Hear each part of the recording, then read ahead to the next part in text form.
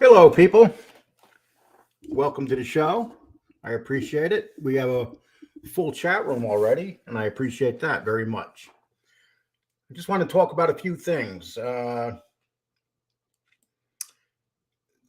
Last night, I made two challenges to Jeff Canarsie. One, he wanted to do a debate.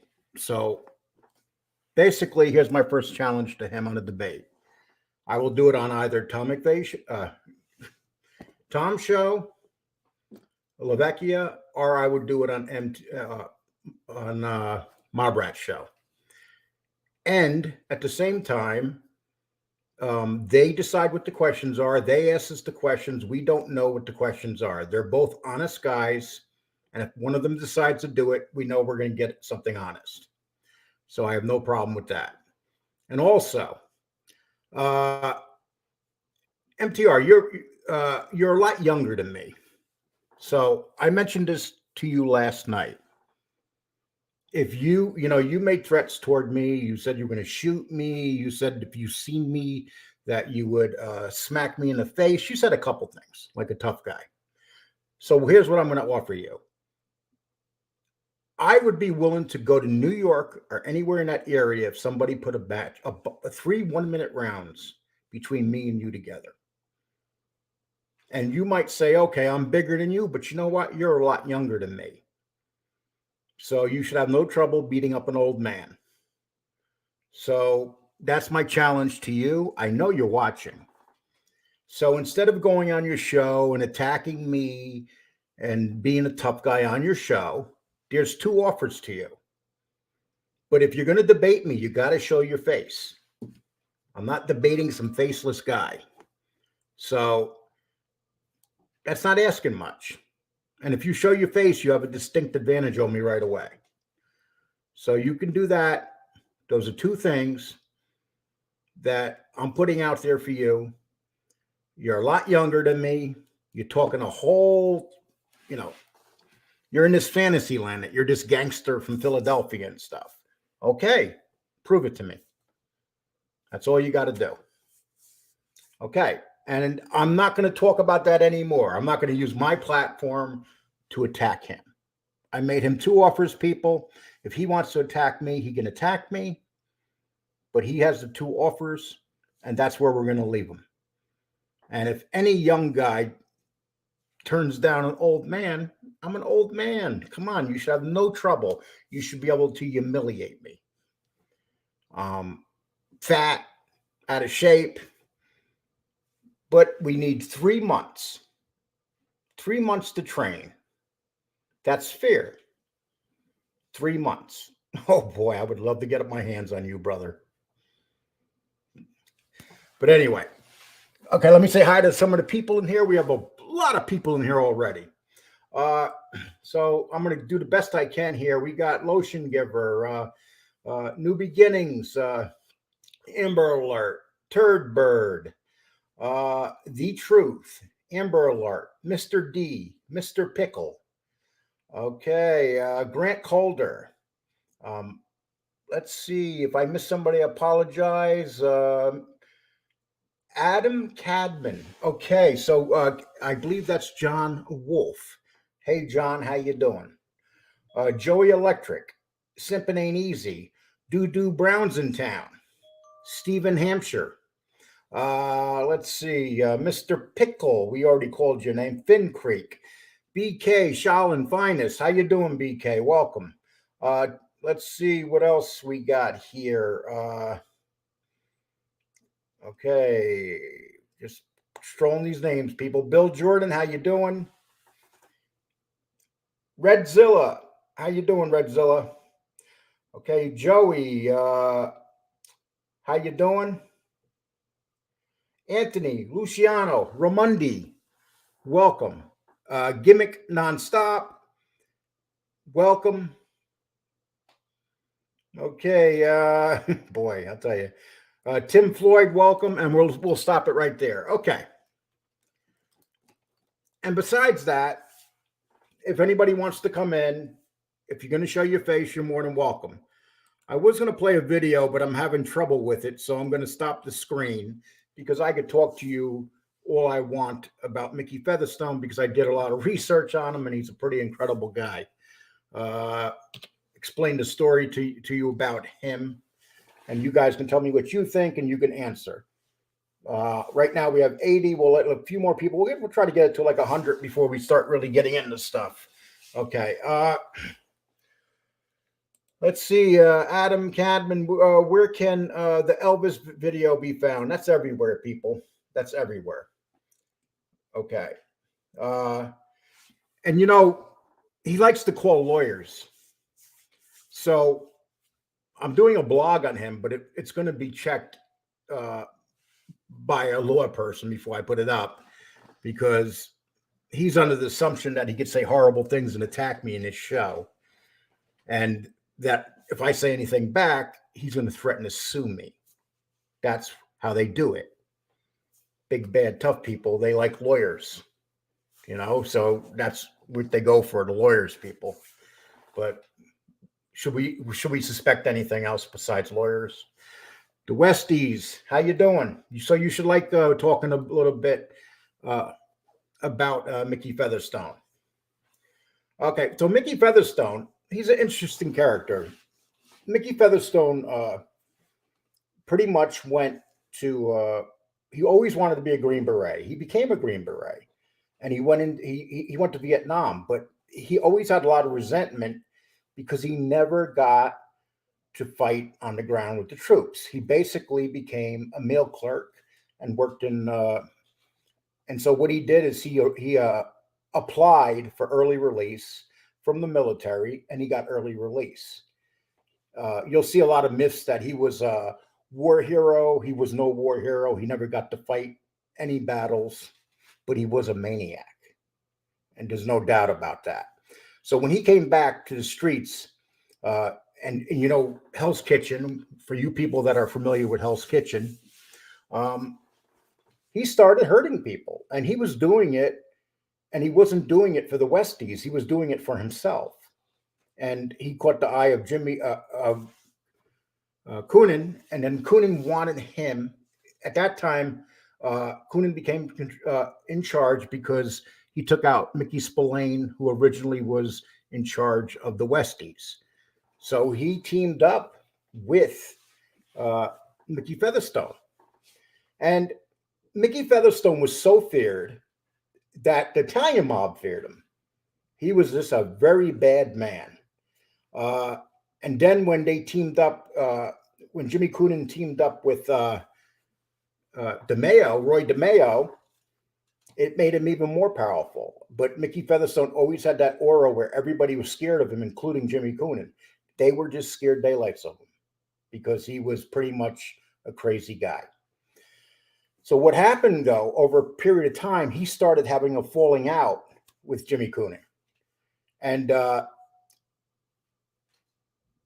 he got eventually arrested for murder, Featherstone, and he was framed. He didn't commit the murder, and the Westies set him up. And it was Coonan, of course, that set him up. So he's sitting in prison, and he knows he's convicted for a murder charge. And he's really, really pissed at this time that he's being, now here's this guy, he's done murders, he's done everything. But Coonan was so scared of him, he set him up. So he decided to flip. Now, I want to ask you guys a question. When we talk about snitches and stuff, if you're in prison for a murder you didn't commit, and your boss of the family framed you, and you know he framed you, would you rat to get back at him? See, this is the thing. People talk about rats and stuff.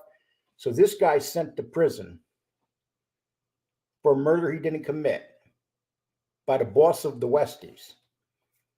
So he decides to flip on him. So what do you think about that? Do you think at that point, what would you guys do? Would you flip? Would you turn evidence against your boss if you knew that he set you up for a murder that you didn't do? We'll just leave that sitting there for a little while. And I'm going to read some of these comments. I'm going to try not to fall too far behind today. Vinny, how you doing? Boys and girls. There's only men here. There's only men here, Vinny. But anyway, how you doing, my man?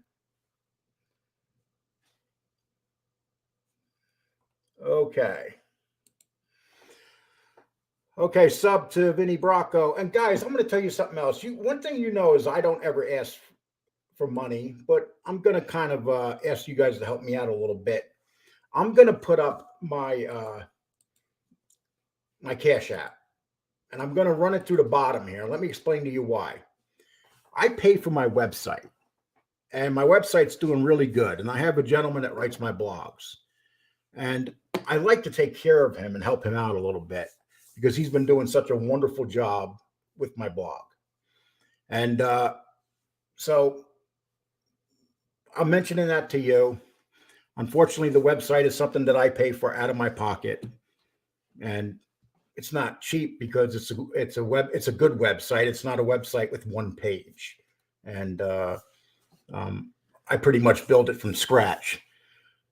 And I just want to mention that to you. And just so you do know, I pay for my own website, and I would like you to donate to my blogger. And if you can donate to him, I appreciate it. If you can't donate to him, I totally understand. I don't even like to ask, but this guy does so much for me. If you go check my blogs out, you'll see all the stories that he's already put up. He's doing this on his own. He's doing this to be part of my website and to help me. And you don't have many people like that. And I always say to him, I wish I could do more for you. And he always says to me, Lee, don't worry about it. But, I do worry about it because if you check out the library he's built already, he's built it like there's 15, 16 stories in there on my blog. And that's what he does. He's an Italian guy. He's from Brooklyn. He knows those people. He's been around the life, and he does a really good job. And that's why he does the blogs, because he'll do a much better job than I will do. I don't pretend to be a mob historian like some people do. And what I do is when he puts these blogs up, I read them. And I love reading the blogs because I learn from the blogs. And whenever he writes anything about certain gangsters, I read about them. Now, I know the basics about gangsters, about mafia guys. I'm not like a historian. I'm not like, say, a Jeff Nadeau who really understands and has studied. But if anybody is going to become a mob historian, don't kid yourself. They all got to learn. They got to read a lot of information. Nobody just wakes up. Like you'll have this one guy who I talked about in the beginning of this show that says that he knows everything about the mob. Okay, you do know a lot about the mob. But why do you know a lot about the mob? Not because you know gangsters, like you say. That's bullshit. Because you read and study on them. You study all about these gangsters. That's why you know a lot about the mob. Okay. Let's see. I'm going to go back here to some of the comments here. Angry Sig, $10 for the blog. I appreciate that, Angry Sigs. Thank you very much. Okay, let's see. We're going to read some more here. Hey, Wrenches, if you got people that come in, we got 130 here right now. I appreciate it. If you have people come in that are from FBS's or Tony's room, I don't care if they're here, as long as they're respectable. Let's not be like the other channels and block people because they don't agree with the person on the show. If someone doesn't agree with me, that's fine. As long as they could call me an asshole, but as long as they don't get too personal about it. Lee Call MTR is scheduled for this evening. No doubt he's going to discuss your challenge. You should double. Well, you guys heard what I had to say to MTR, and let's hope he has a little bit of class. And but he won't. When people are on their show, they're tough guys. And you guys heard his last two shows attacking me. Like a tough guy. A matter of fact, I'm writing a blog on him, and I sent him an email last night telling him that it was going to be that I was going to take the blog and have it researched legally and make sure that anything I put in there, I have receipts for. I'm not going to print no lies about him. I don't have to print lies about him. Okay. When you're a fraud, there are receipts out there to prove that you're a fraud. So if you're going to go on your show and call me a fraud, don't expect me not to counter back.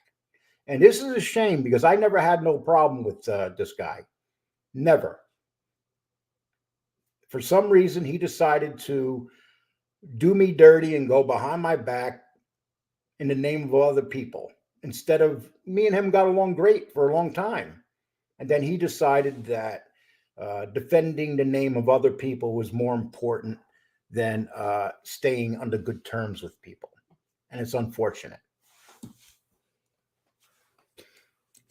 Ocean Giver. Okay, let's. I'm going to try to keep up on these remarks today, people, so my daughter doesn't yell at me. Lee Cole, you stole Tony's views and used him to build your channel. Okay, Mr. D. Tony isn't even getting 1,000 views anymore. Tony's getting like 600-700 views per show. Tony's show's going down because all he does is attack people. That's it. That's his format. Just so you do know that, Mr. D. Everybody knows the bird is the word, the turd, the bird is whatever that means, whatever floats your boat. Okay, ready, troops, no surrender, no blocking unless let's see what the cat drags in. Great, Grant, no blocking. And as people know, Grant and I don't always agree with one another, but Grant is very loyal and has been here for a long time. And Grant gets abused as much as I do. People attack Grant. And all Grant comes into these shows and he has an opinion, so he gets attacked like he's a creator. They don't treat him like he has an opinion. They treat him like he has his own show and he has 5,000 subs, and they go after Grant continuously. But you know what? Grant gives just as good as he takes. So, the truth, they blocked every comment I make under chats, MTR and FBS. Yeah, well, you know what? MTR doesn't even he has no comments. He has no comments in his show. He blocks, he'll do it during the show, but if you say anything, they'll block you right away. But after the show, you can't leave no comments. It's blocked. Who does that?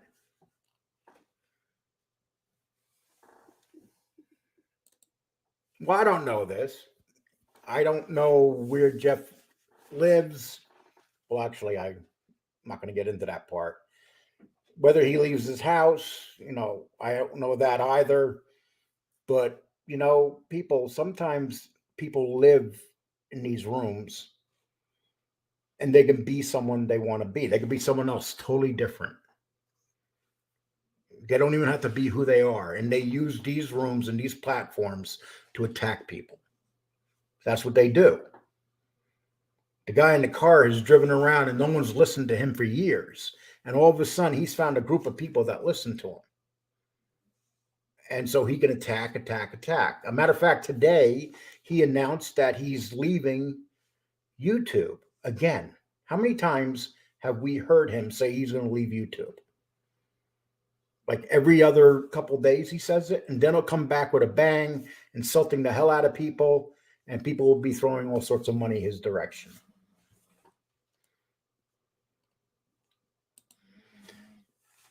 Try to sweep stuff under the carpet, keeps the brainwash from the truth. Yes. You know something? They expect you to act like you're afraid when you have these channels. And this is the problem that I'm having with some content creators. They're trying to apologize to people that are awful to them. Have some dignity. Don't sell yourself out. If somebody goes after your family and they say horrible things about your children, why are you trying to be their friends now? Why are people scared of a guy that's harmless driving around in the car? Why are people scared about a guy that every day gets up and goes to a methadone clinic? Why are people scared of people like that? These guys have never been tough in their whole life. They're tough now because they're on YouTube. That's the only reason they're tough now, people. But if you met them face to face and you're walking down the street, do you think that they would say anything to your face? They wouldn't. It's the guy that doesn't tell you how tough he is that's really tough.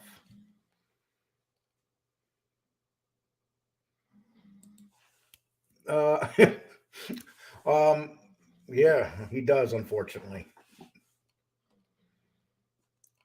The United States can use it for a weapon.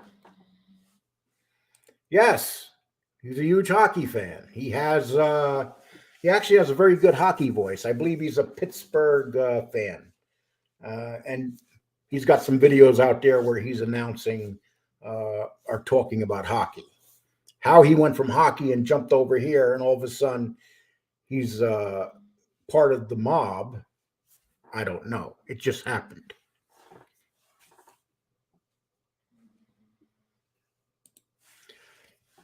He's a cheesemonger. Okay. Well, Joey, it's hard to mop the floor with somebody when they go on their show and they attack you.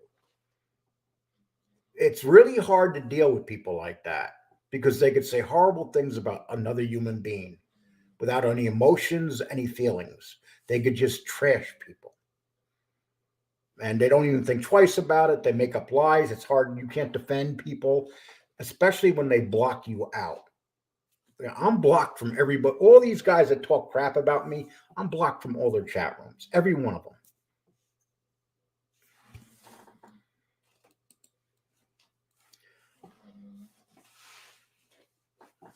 I don't know about all that, but okay.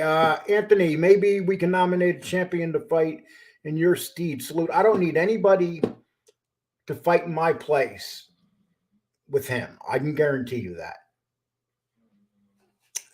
It's like I said, he's been challenged by a 60-something-year-old man.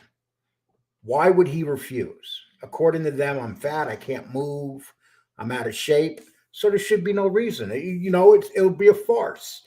I'll come in there, I'll fall over, they'll have to help me up, I'll put my walker in the corner, my canes, because all I do is sit behind this computer all day. I don't go out. So it should be funny. I'll show up in my chair. I'll have the chair, a matter of fact. I'll have to fight him from the chair. How's that? I got a show going on, brother. But I got a show going on. 30 minutes to 45 minutes. I appreciate it, man. Thank you. Bye.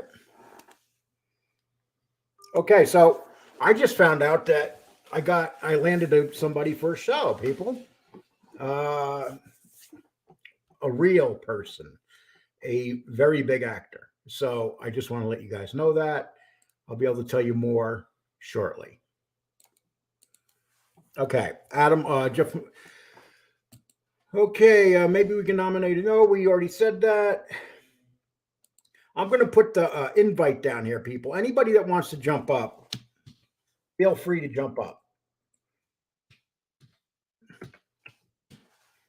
Here's the invite. Anybody that wants to come in is more than welcome to come in. Today's a show for you guys. Okay, let's get back to Mickey Featherstone. So what Mickey Featherstone did is the first time that when he got locked up, he claimed he was crazy. And he got away with murder. They basically said that he was insane and they sent him to an institution. And then when he got out, he was back on the streets of Hell's Kitchen. But he found out a way to beat the system. He always said he was crazy. He was insane. He pretty much a chin move, but it worked for him. And so basically that's what he did to get off on his first murder charge. But when they got him on the second murder charge, he was basically framed for it. They knew that he did other murders. So Coonan framed him for the murder. So he decided to testify against Coonan, and he testified against Coonan. And Coonan went to prison, still in prison. So after Featherstone testified against him, he got out. He went into the witness protection program. And the difference between him and all these other gangsters, Featherstone literally went into hiding, and no one knows where he is to this day. Maybe some friends might know where he is. Why he's hiding from the Westies like that, I don't know. The Westies are dead. As you know, they're all gone. That organization doesn't exist no more. And if they do, it's just a couple guys running around. But so he's in protective custody. He put the some Westies in prison for life, and he never came out of hiding. How many people would love to interview Mickey Featherstone? I mean, that would be a dream. Can you imagine if Mickey Featherstone came out and decided to start his own YouTube show? How many guys wouldn't want to hear about the Westies and the stories about everything that he did? Because can you imagine when he sat down and gave his 302s? I mean, the list of things that he did must be incredible. Because, and you got to remember, the judge threw his murder charge out because the judge, everybody knew that he was framed for the murder, that he didn't do the murder. And that's why he flipped. The guy never flipped. That was never thinking about, but once they set him up for murder, he decided that he was going to testify against Coonan. So when people say, and this is the one thing that gets me, when people say, oh, he's a snitch, he's a snitch. What would people do if you're set up for murder and you know you're innocent?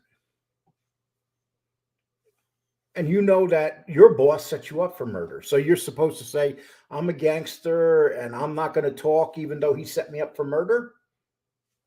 Something sounds wrong there, people.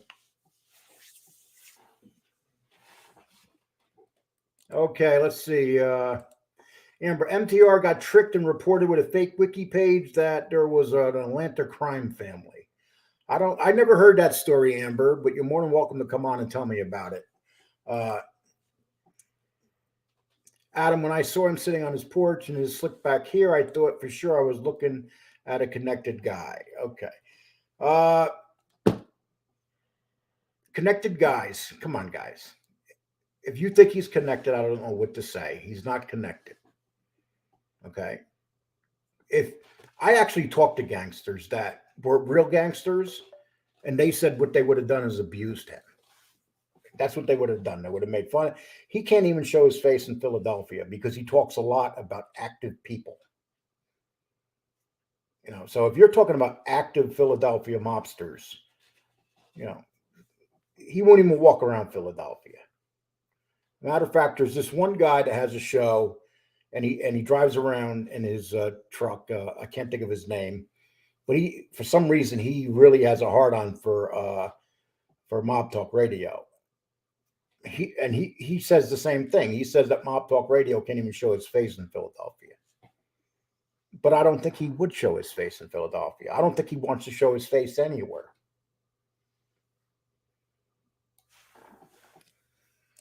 Yes. Tony, 1 minute would do it. Because all I'd have to do is hit him once. I'd put everything into it and clip him one time. And I'm not claiming to be a tough guy, but compared to him, I'm a tough guy. You know, I'm definitely not a tough guy. But when people challenge people and they're phonies, and they say horrible things about people, and they jump on the bandwagon. Right now, you got you got 4 shows coming at me like every night. And why are they coming at me? Because they hate my numbers. They see my numbers. They see how well this show's been doing, and it tears them up. I mean, there's 145 people here right now, and it's 1 o'clock in the afternoon. So 146, you know, it just goes up and up.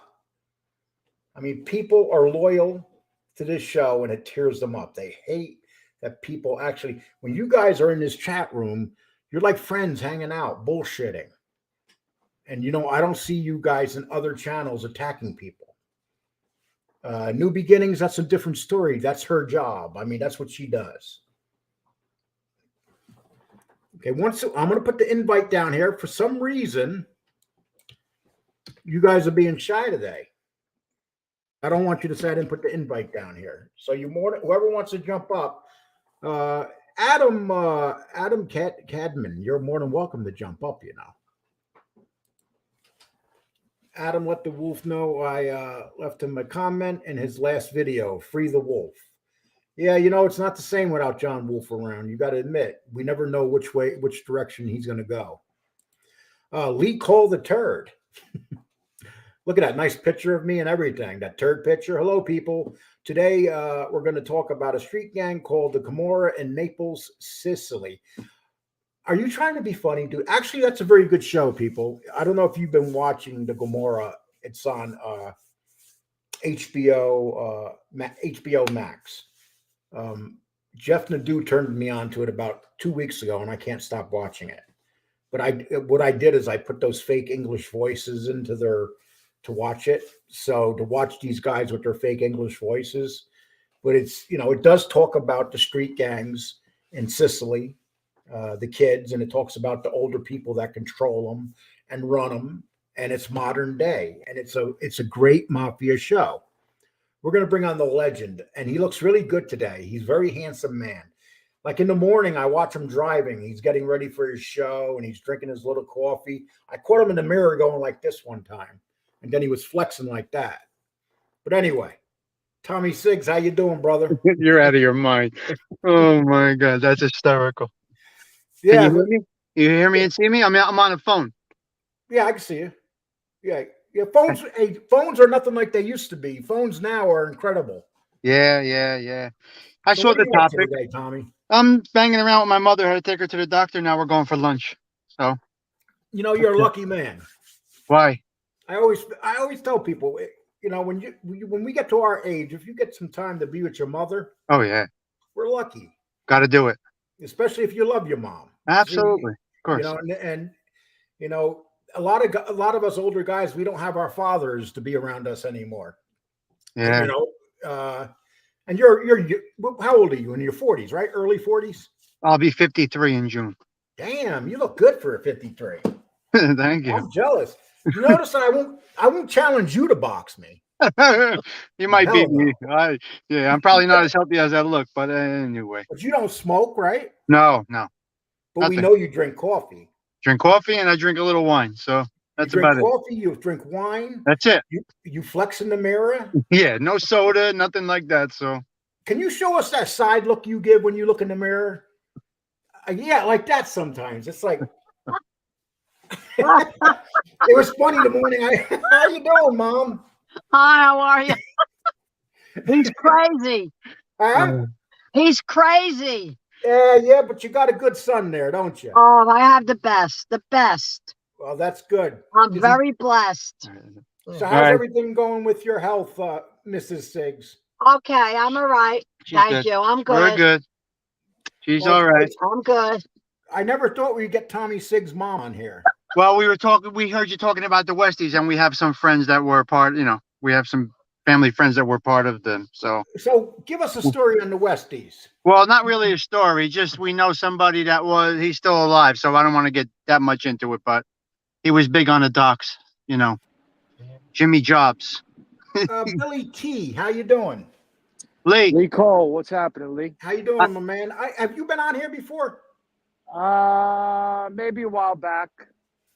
So what's going on I don't think on you. It's none. I'm out. Just got off from work. I'm outside here in Brooklyn in the cold with my dog. Let him get some exercise and Can you just get a let little me bit jump closer to on. your phone? I can't hear you that good. Oh, you hear me now? You hear me better, buddy? Yeah. Mute. Hey, so Yeah. do you know Tommy? Nah, I don't know, Tommy. I'm gonna have to bang out, Lee. We're going into a place. Well, tell your mom thank her for showing up. It was All really right. good. Talk to you later. You take care of All yourself. right. Bye. Yeah, we just left. So that's the great thing about the show, people. We got to meet Tommy Siggs' mom. Okay, Wow. Billy T, how you doing? I'm good, man. Like I said, I just got off from work. Now I'm So- relaxing in the schoolyard in Brooklyn. What part of I don't Brooklyn know you how to in put it. right now? Sheepshead Bay, Lee. Sheepshead Bay. Oh, that's my old turf. Really? We're I about lived to on Bragg Street. get the fuck out of here. Yeah. I could show you. I'm right in Sheepshead Bay High School in the schoolyard right now. Oh, yeah. I don't know how to flip. I don't know how to flip this phone around. I could actually show you. I don't know. Here, wait, let me see. You know what? Let me turn around. Stop being lazy. How close are you to Bragg Street? I'm right here. I'm right on Bachelda. Oh, wow. Bachelda Shit, Street's yeah. right here. Yeah, Bachelda, Coyle, Bragg, Brigham, right? Do Where'd you you live live in a in a building house? or do you live in a Yeah. house? Yeah, I live in a building. I'm in this building right here. I don't know if you could see it. You see it? I lived in a building too back in '92. Where in Brett? Where'd you live? Do you know where the yacht club is down near the Oh, you water? live. Oh, hell yeah. Oh, You're those. down at the Okay. end right there. I Yeah, can yeah, literally yeah, step for out. I sure. can literally walk out and be at the yacht club in a couple minutes. Yeah, Like but 1 minute away. you're away from Sheepshead Bay a long time, right? Yeah, yes. Yeah, And it then came. I worked at Scaturo's on 11th Avenue. Oh, of course, that's still there. Yes, that's the only Scaturo's left. You know, Yeah, that's why I laugh. People say I'm from Texas. They don't realize I'm from your area. Yeah, You I know, didn't know. I know that you say you worked down Times Square and shit. I didn't know you were actually you lived in Sheepshead Bay. I'm originally from Coney Island though. You know, I'm yeah, here. I'm see, in Sheepshead Bay for about well, when I was married, I lived in Marine Park for maybe about 7, 8 years while I was married, and now I'm in Sheepshead Bay. 10 years, over 10 years, 12 years. when I was married, I originally lived off Ditmars Boulevard in Astoria, Queens. Oh, the Greek, And I worked for Scaturo's over there. And so at that time we got a place, this is another area of Brooklyn. Me and my first wife, we got a place there. So I transferred over to Scaturo's over in Brooklyn. Oh, you worked in you lived at Sheepshead Bay and you worked in No, Scaturo's at that time I lived in Astoria and I worked at Scaturo's, but I moved over to Sheepshead Bay. Oh, But back in '92, Sheepshead Bay was really nice. I'm not sure how it is now. Nah, the Russians took over, bro. Well, my building. the Russians keep pretty nice neighborhoods. Nah, fuck them. I don't want to be. You know what I mean? You know they're not the nicest people, man. You know. No. You You know, I and remember when I was, I was married to a Russian woman too. That was my third wife. Oh wow! And Would you have a Russian mail bride, Lee? no, I actually met her. I met her in White Plains, New York. Yeah, But she had family down in Brighton Beach. And I remember when I used to go visit her family in Brighton Beach, the Russians there are very suspect when you walk through their neighborhood. And, you know, they used to follow me. Whenever I walked through their neighborhood, they used to follow me to see what I was up to. Yeah, Lee, what was that in the 70s? The 70s, No, 80s, that was in the 90s. That was in the 90s. Oh, so the Russians took over because it was in Brighton Beach. It's unbelievable what they did over there now, man. The little bungalows. They put a little bungalow that was a two room house is now a 6-story building. It's so overcrowded. It's sickening, man. You know, but Brighton Beach back in the 40s, 50s was very Jewish. Yeah. You know, and then it changed over Spanish, and then in the 70s it was like a ghetto, and in the 80s when the crack hit, forget it, man. And you know, that's the thing, and that's the thing about Brooklyn. Brooklyn switched over in cultures every decade, it seemed like. You know, they went from Jewish, they went to Russian, but the Italians, I guess the Italians are pretty much moving out to New Jersey now and upstate New York. Yeah. There's still some Italians. I'm not Italian. Right. I hung out with them all my life. You know, I'm actually Irish. But yeah, they're not too many. The new immigrants, the Chinese, the Brooklyn is going to be little Chinatown because slowly but surely every area they're taking over. They're just coming with a boatload of cash, and they're buying houses. Man, it's insane. Well, that's New York. Yeah, but it's all right. Listen, you know, I work 10 minutes from my house on the Bell Parkway, so it's very convenient for me, you know. But I was thinking, like, when I retired, I got a place in Florida, you know, and that I would snowbird. But I don't know, man. I might just leave there. What the fuck is here? Brooklyn is, you know, My area, where you from, Lee? Over here, where I'm from now, fucking mad Yemenis, bro. A lot of Yemens over here now. That's starting to take over. You know, by the treatment plant. You remember the treatment plant over there? Yep. All those houses over there, all fucking Yemenis. They actually put up on Avenue Y. Just put it up. It was a Payless. It's a Yemeni grocery store now. Yeah, it's That's a wrap. shame. You know. Yeah, they're fucking wise asses, bro. There's fucking kids. They a lot of them. I had a little issue with but there's a lot of them over here, man. I'm outnumbered. Yeah, I remember when I was living in Sheepshead Bay. There used to be discos and clubs on every corner, and they were Italian. Oh man, listen, you know, Sheepshead Bay. I grew up here, Lee. Lee, you remember down Sheepshead Bay Road? Man, it was fun. Had a lot of fun as a kid, man. You know. Yeah. I liked it because when I was there, the economy was good. I was making good money. I was in the meat cutters union at Scaturo's. Oh, wow. And, at that time, being in the meat cutters union, I made good money for that. But you can't even afford to live in that area no more. I remember my apartment, I was paying like $800. You can't get nothing for $800 anymore. Nah, Lee, you can't get a fucking closet. And not for nothing, Sheepshead Bay, it's still a decent neighborhood, It's very changed. Like I said, the Russians took over. But you a fucking room. A fucking little room is $1,000, bro. It's insane. But I got a condo over here, so I'm straight. I'm good. I ain't got no, it's paid off, paid and everything. So, my maintenance is very reasonable. So that's why, I live 10 minutes away and I'm good. What do you think? You're gonna stay there for the rest of your life? Nah, well, I got a place in Florida. You know what I mean? I got about 4 more years to retire. What part of Florida? Miami Beach, North Miami. Oh, wow, that's a nice area down there. Yeah, man. It was in the family, and I actually bought it off a family member. You familiar with Miami, Collins Avenue? I lived in Miami. Oh wow, so it's North Miami. Okay, so this is going back in the day. Where my place is, 172nd and Collins. You ever heard of Rascal House Diner? Of course. You remember?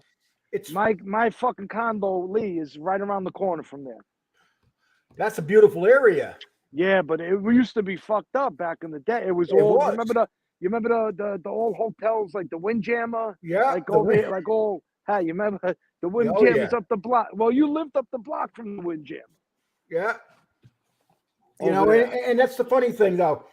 When I was with my first wife in Sheepshead Bay, we moved to Miami.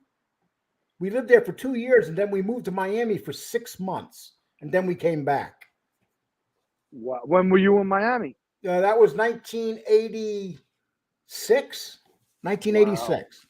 Wow! If you would have bought a place, you would have been good. It's you would be but who knows? Look, how many neighborhoods had the neighborhoods like Bed-Stuy and all these neighborhoods that changed around that they were giving them away, the properties. See, New York, New York, it's a shame. I live in a beautiful area of Texas where the rents really, I tell anybody, get the hell out of New York, move to Texas or Florida. That's your choices. If you want to live in, that's that's one of the states I would live in, either Texas or Florida. Yeah, I never been to Texas, man, but I follow Joe Rogan. I like him, and it's a shame what they're doing to the guy, but he's too strong. He brought a lot of people. How long are you in Texas? A while now, Lee? 3 years. Wow. So he's brought a lot of people there, right? Yeah, but he's down in Austin, Texas. That's like one of the only liberal cities in Texas. I'm in Southwest Texas, where there's nothing but cowboys and cows.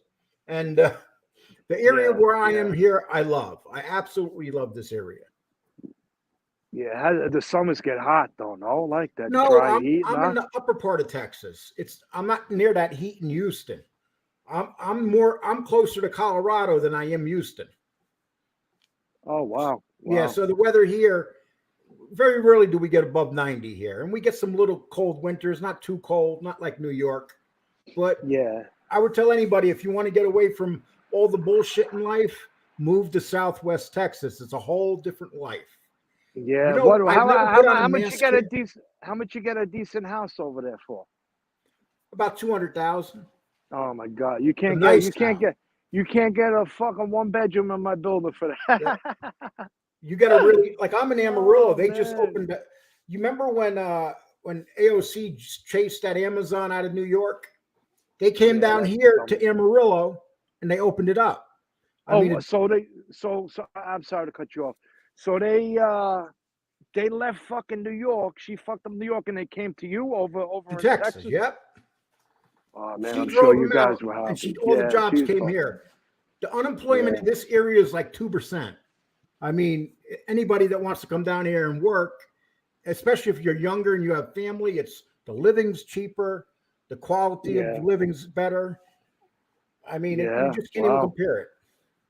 Yeah, but I'm sure it took you a little time, being from New York, to go to be to live out because there. when I left New York, I went to Florida, then I went to Wisconsin, and then I went to Colorado Springs, and then here. So I did the full. Oh, you circle. travel? Wow. Okay, you traveled around, man. Wow. Yeah, Wow. and I'm glad I did. It's because I got to see a lot of parts of the country. Yeah. Colorado started going downhill, so I got out of there. What? Since with the weed, huh? Did the weed fuck that place up? Oh, bad. They did, because what happened is when they legalized weed, all the people were all the homeless people and stuff. They were moving. They were just coming there to be able to get weed, and they were living in. They're living in the woods. They're living everywhere now in the street, and the legalization of marijuana has destroyed Colorado. And, wow. And it's a shame. They didn't do it right. Let's put it that way. Wow. And they got all these vagrants from all over the country. They said, "Oh, let's go to," and in the summer, they don't mind sleeping in the mountain or somewhere. So you'll see bums everywhere, and they're not really homeless. They choose to be homeless. They get their checks every month, and they rather be high. They rather have their weed than live in place. The rent's very high in Colorado. Yeah. I've Colorado, heard that. You got the haves and the have-nots in Colorado. That's basically it now. Wow. And when I was in Colorado Springs, when I first moved there, it was a great place. And then the crime started taking over, and the police force wasn't big enough to handle all the crime coming into Colorado Springs. So now it's gangbangers and all that bullshit. Colorado Springs went from being this beautiful city to this very dangerous place.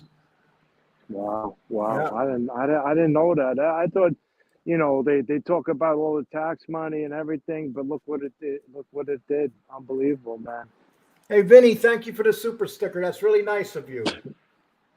Yeah, but anyway, Lee, you changed it up, man. I'll tell you the truth. When I pop in here and there, and I listened to you before, and when you were like going after people, but now you're doing a respectable thing now, man. You're definitely watchable, and I wish you good luck, man. Well, I had to make a decision whether I wanted to make this show better or whether I wanted to keep. I don't want to be like these guys and spend my whole show attacking people. I'll come there's in. so much you could watch that. Just saying, like a fellow like myself. You could only watch it for so long, Exactly. I'll come in, I'll say a couple things, and that's it. I said what I had to say today. Good. That's it. Yeah, you keep on keeping on, and I see you got your name in the post, right? What is it? Good news, good publicity, bad publicity is all good, right? Something like that. They say no, so hopefully that takes you off, man. But that's good. That's good. Just keep on doing what you got to do, man. Yeah, and we let people come in here no matter what, whoever show they watch, they're welcome here. They may not. I see like that. me, You don't. you don't just block people. You give people an opinion. Which is cool. Which is cool. The only time I block people is if they get real nasty. Yeah. But you got some evil people out here that would like to ruin people. It's crazy, man. Some shit that you see that goes on here, man. They get real tough. You know what it is? These people have been abused their whole life, and now they go online so they can start abusing people. They're tough guys. The freaks and the geeks. That's basically it. I mean, Yeah, the this people is. that don't want to show their face because they're uglier than sin. You know what I mean? Irish Look, Shane, man. 1799. Thank you so much. Lee, you two Oh, guys shit. talking are Irish. Hey, listen, I'm part Irish and I'm part Scottish. I just took one of those DNA tests. And Oh, I you're know what I Scots am. Irish. Scots Irish, huh? Huh? I'm Scott Irish. That's it. Scott Irish. Okay. Yeah, Okay. and that's the only thing I have in me, Scott and Irish. Yeah. Do you know where in Ireland your people come from? Dublin and Belfast. Oh, Our wow, name the used to North. be McCool, MC, and then when we went to the United States, we changed our last name to Cole so we would sound English. We didn't want people to Oh. know we were Irish. I know because Because people back don't then, know. Irish Back in were the day, abused. we were abused heavy. We were fucking slaves. Yeah. And so, Unfortunately, but it is what it is, But then we took over. Then the Irish took over New York, baby. and Italians were treated the same way. And they, Fuck the Italians. Fuck them. Fucking guinea motherfuckers. Nah, even though I grew up with them, people think that I am, but I'm not. But I got love for everybody, man. Just as long as you treat me with respect, I respect you. Yeah, and people, you got to remember the Irish and Italians always got along pretty good in Brooklyn. Nah, I don't know about that. I Yeah, hung out. well, they started. What happened with the Irish and Italians in Brooklyn? The Irish men or women, they would hook up with someone Italian, vice versa, and so it's true. Now you got a bunch of people that are half Italian and half Irish. Yeah, hell yeah, a lot of mixed marriages for sure. Yeah, I mean that's the big thing. Yeah, I Jewish too, a lot of Italian Jew, Irish Jew, all mixed up. But Okay, let's see here. The next story about my blog will be about how John Gotti took over the Gambini. The Gambini. Okay. Yeah. So what are you doing, Lee? You doing it? I thought this show was gonna be Mickey Featherstone, man. That's an interesting character. I was talking about him. Oh, you were? Were you? Okay. Yeah. Oh, yeah. Throughout the show, I was talking about him. Yeah, I was talking about. Well, Mickey Featherstone. He was pretty much he was very feared. He was more feared than most Italians. I mean, he was feared by the Italians. He was a very crazy guy. Yeah, and the Westies were no joke. The Westies were no joke back in the day. And Coonan set him up at the end. He went to prison for murder that he didn't commit, and that's when he flipped on Coonan. Yeah, because Coonan flipped on him. Fucking Coonan wanted to be. He forgot where he came from. He wanted to be Italian. Yeah, he wanted to be Italian. Started hanging out with the Italians. Exactly. And Mickey Featherstone's always told Coonan, "You're not Italian. Stop." He said to him, "They don't accept you. They're just pretending they accept you." And that was the God's honest truth, right? That was the truth. Yeah. Yep. But to set him up for murder, and then people say, "Oh, that Mickey Featherstone was a snitch." Was he really a snitch? The guy got set up for murder by his boss, by Coonan. So I don't consider that being a snitch. I'm sorry. Yeah. Are they still alive, Mickey and Mickey Featherstone? No one knows whether he's alive. Most likely he is. Oh, they don't know for sure if he's alive or not. Really? Yeah, he went into the program and stayed in the program. Yeah. He was one of the few guys that literally disappeared, and that was it. You never heard from him again. So you got to give him. But can you imagine Mickey Featherstone coming on here and getting one of these shows and talking about the Irish mob, how popular it would be? Ah, man, he would blow the doors off for this. He would blow everybody away. Yeah, for sure. Who's that other guy? There's a guy, another Westie that ratted. Billy Beatty. You ever heard of him? Yeah. Beatty? Yep. Yeah. He comes on. I think he went in the program, but he didn't make it through. Yeah. I think he copped out. But you know something? The guys that took advantage of the program, if they did it right, they made out because they were given money, they were given a home to settle into, they were given their cars, they were given new identities. All their criminal records were thrown out. So you literally, how many people would love to be able to start a new life like that? I don't know if I could do. You know what I mean? That's got to be so hard, especially if you Well, got a would you be family. able You to know, do you it got though? a family, Lee. I don't think. Not that I got a big family, bro, and not to be able to see my family again. And you know, I don't know, man. I don't. You See, know. Mickey Featherstone was different. He came from a family of alcoholics. Everybody Oh, was they dead were. around him. Oh, they were Yeah, fucking. so he You know, basically they live he had rough his lives wife and down there. kids. You know, They went with him.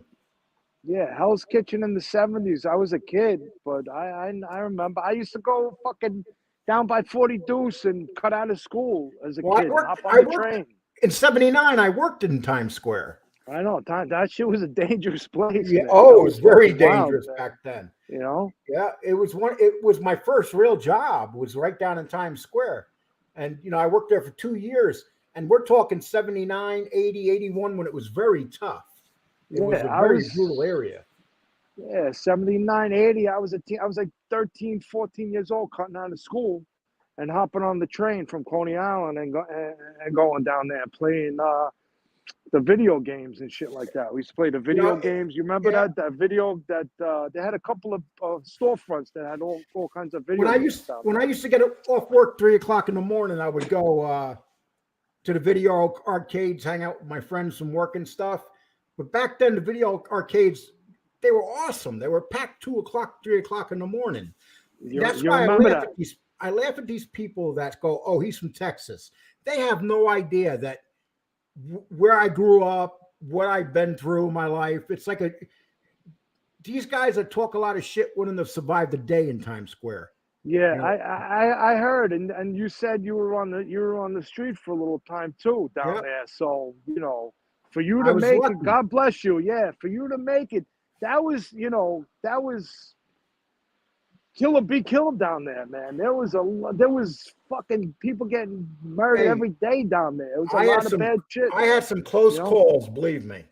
Yeah, I'm sure you do. I'm sure you got a lot of crazy stories that you could talk about. Oh, it's amazing. That you've been through as a kid. I've had guns pulled at me. I've been shot at. You name it. Guys wanted to stab me. So many things. Times Square back then was a brutal place. The difference between me and the other young people were those young people that came down there, they usually wound up in the streets selling their bodies and shit. I went to work right away.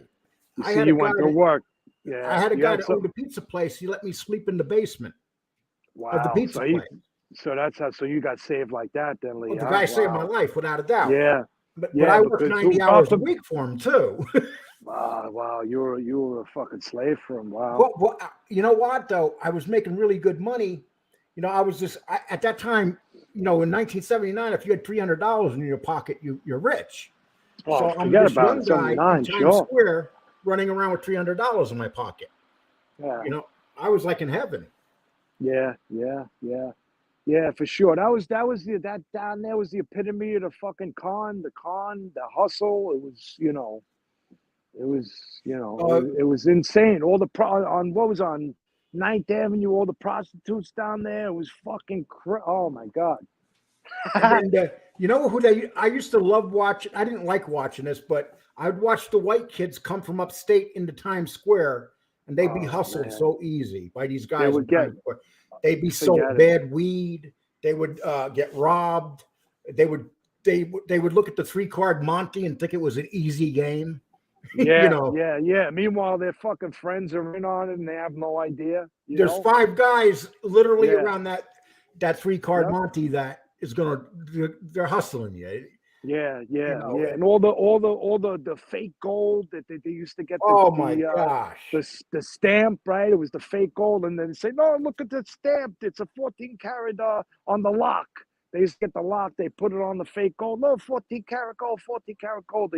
They got me. As a matter of fact, when I was a kid, I worked one summer as a messenger. And I got paid, and these motherfuckers, I was like 14 years old, and they got me. A little naive, and they got me.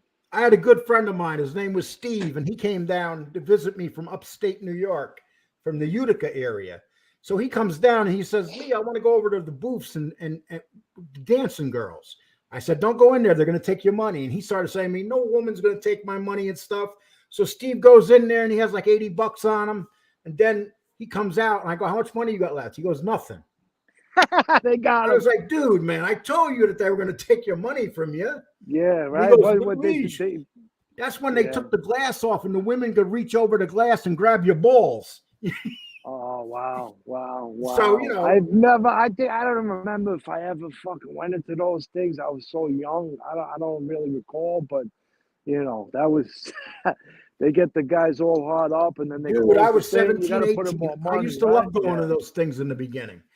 You know, you're 17, Yeah. 18, you're a walking hormone. Yeah. You see, In you Times Square.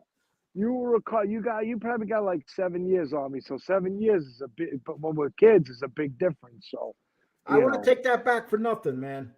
I mean, yeah, to be able to live through Times Square back then, and anybody that's in this chat room that remembers Times Square, you know, back then, you know, sure, it was dangerous and it smelled like piss and stuff, but there was something about it. It had the best restaurants. I mean, the best pizza. I mean, in Times Square, if you wanted great pizza or food or sandwiches, but you know, the problem was when you go into these restaurants back then, you see rats running around. oh, it was crazy. Yeah. I'll tell you, man, Lee. I went to college for 5 years. You know what I mean? And when I got off the bus and I came home, and fucking Times Square, I took a walk there. I was like, it was Disney World. It was amazing. Sure, You it know, and it was. was only 5 years, you know. It was from what was it, from 94 to 99, you know, when Giuliani started changing everything around. And I couldn't believe it, man. It was like, wow, you know, where the fuck am I? You know, I felt like Yeah, I was on I'll tell another you what, planet, man. Giuliani changed that whole area. But do you remember when they were what they did is some of the movie theaters they saved, they put them on rollers and they rolled them from one side of Times Square down to the end to another side. They literally put them on rollers, and it would Yeah, take about 6 months to roll the building down. oh wow, I didn't know, wow. I didn't know Yeah, they did some of them that, were but declared landmarks, and they yeah, couldn't some of tear them those, down. So yes. Giuliani came up with the idea: we'll have somebody come in here and roll them down to a different section of the street, and that's what they did. They were Wow, literally, yeah, wow. these, you know, remember the old theaters? They were like landmarks, like Yeah, the, exactly. Yeah. They were like back in the fucking from the 20s when I think vaudeville, like yeah. vaudeville and those you know, those shows like that. And the theaters Yeah, were yeah. huge. You could sit 2,000 people in these theaters. You Yeah, know, yeah, when, they got some of the theaters are still around that like the Lion King and those type of plays, you know, like the yeah. Broadway plays where they show in some of those old time theaters are beautiful and they you know, they redid them, they fixed them up. It's amazing, man. I You know what they did. I remember when Star Wars came out, and Star Wars was on 43rd Street, and it played in the same theater for 3 years. It just stayed there for 3 years, and they played the original Star Wars in that movie for 3 years in that theater. They never Wow. changed it out. And it was that or that other movie. I can't think of the movie. They used to E, play e, at midnight. E.T. Oh, Rocky Horror. Rocky Horror. Yeah, but Yeah, you remember that but freaky that was show? in the All movie the theater freak. back then too. It played for like 10 years. Oh So yeah. at midnight you People could used go to there act and it watch. out down in the village. You And remember that down in the village they used to all dress up. and that was Susan Sarandon when she was super hot. Susan Sarandon, Meatloaf, God rest his soul. Yeah, Meatloaf was in it, right? Fucking yeah, had some every guy's dream they had some wanted to good see stuff. Susan Sarandon in a bra. She, you know, remember she walked around that in that movie with a bra on. I'll tell you what, Yeah. one beautiful woman. Yeah. She's still, you know, She's pushing she's 80. She older still now. looks good for an 80-year-old. Yeah, could you imagine for 80 years old? God, wow, she's 80. Oh my God. That's how we know we're old. I mean, I remember him. You Yeah, know, man. I'm going over that going to those shows because we used to all go in there and smoke weed at night. And back Oh then they man, you didn't kick remember you out of that? the movie. They Oh, didn't kick you out of the movie nah, theater. Everybody smoked weed in no, the movie theaters. They didn't. No fucking one cared. weed, smoking weed, drinking fucking beer. It was wild, you know. It was a different. You It would was a walk into the different time, theater, man. You know. and the theater would smell like one big joint. Oh, forget it, man. You Forget it. know, Yep. you'd even have cops up by the concession stands and stuff smoking weed. I mean, it Oh, didn't man. matter. Everybody was smoking. Listen, weed you back remember the fucking cops used to take our weed and go home and smoke with their wives. You know, Fuck I outta used to here. see the cops. Back in the day. I used to see the cops bust these dealers in Times Square. They used to take them to the restaurant I was working. They would take them in the back, beat them up, steal their weed, and tell the guys to get lost. The cops who put their weed or drugs in their pockets. Back then, the police department was so corrupt. I mean, man, it was so bad. Yeah. That's when Frank Yeah. Serpico came out. That's about that time. But every cop in New York, it seemed like every one of them was on the take. You know? Yeah. There was a lot. Listen, man, if they're making no money and you pull over somebody They that were making nothing. Especially when the crack hit, these young teenage kids from the projects are becoming millionaires. Could you imagine? You're driving around putting your life in jeopardy, and this young teenager, dumb kid comes out. He's a millionaire in a couple of months, and it was true. And I Because I remember grew up in that area, bro. I got black friends that were. I remember when Giuliani became mayor. All these cops were sitting behind desks and they didn't want to work because it was so dangerous. They were getting killed. So Giuliani came in and said, "You got two choices: retire now or get your asses back in the subway." And all those guys got up and went back to work, but they knew that Giuliani had their back. That was the difference. Giuliani protected them. Exactly. Not like now, man. I'll tell you, man, we need cops. I feel for these young kids, man, that are cops. You know, if my kids, man, I would do anything in the world. I'd pay them not to be a cop, man. You know, of course we need them, but just the way this especially in New York City, you know, the way they get disrespected by people, you know, it's fucked up. It's terrible, man. You know. You know, it's funny. We've had almost 180 people in here most of the time you've been talking to me. So 180, really? Oh shit, that's cool, Lee. That's good. Hey. Yeah, I've been getting really good numbers lately. Yeah. Nah, that's good, man. You changed it around, man. You know, just keep pounding away, man. You know, keep pounding away. That other kid, the kid Jeff, you get along with Jeff Nadeau. I listen. I got no problems with Jeff. Yeah. I listen to not too much with the YouTube, but on the podcast, the Apple podcast, he got a pretty good I think the guy, his partner's a lawyer, if I'm not mistaken. And they do a decent show, man. Jeff Nadeau's he's really got a good following now. Yeah, just as long as you stay away from the fucking nonsense, man, of just arguing with people, man, you know? Well, see, I used to have no trouble with Mob Talk Radio, but now he's all up the Gotti's ass, so he attacks me on a regular basis. You know, so I don't know who's that. I don't know who that is. Exactly. Who's that? You hit it right on the button. He'll be on his show attacking me tonight. But, you know, these are guys that they got these shows and they're brave and stuff, but they would never do it to nobody's face. That's just. Well, listen, this is what the fuck, man? This way is freaking. Wow. It is a good one. Right? Hey, Lee. Welcome to fucking Sheepshead Bay, Lee. Fucking junkies, man. Hey, well, listen, I appreciate you being on the show. You take care of yourself. Yo, nice talking to you, Lee, man. I'll come on again. You know, you're welcome anytime. Nice talking with you, man. All right, Lee. Be well, Lee. All right. You too. Thank you. All right. Well, that was a great conversation, people. But Bootlip Barry had a great quote. He said, "Hey, Lee, is that a new mic or is Shaq Attack standing over you?" Okay, we'll give you that one, Bootlip. Okay, I'm going to read some of these comments, people. I'm sorry I fell a little bit behind here. But, you know, when you're reminiscing about the old days with real New Yorkers. And you know why, people? Because you'll have people talking shit saying that, you know, but I am a real New Yorker. I grew up in New York. I spent the first 32 years of my life in New York. I am a real New Yorker.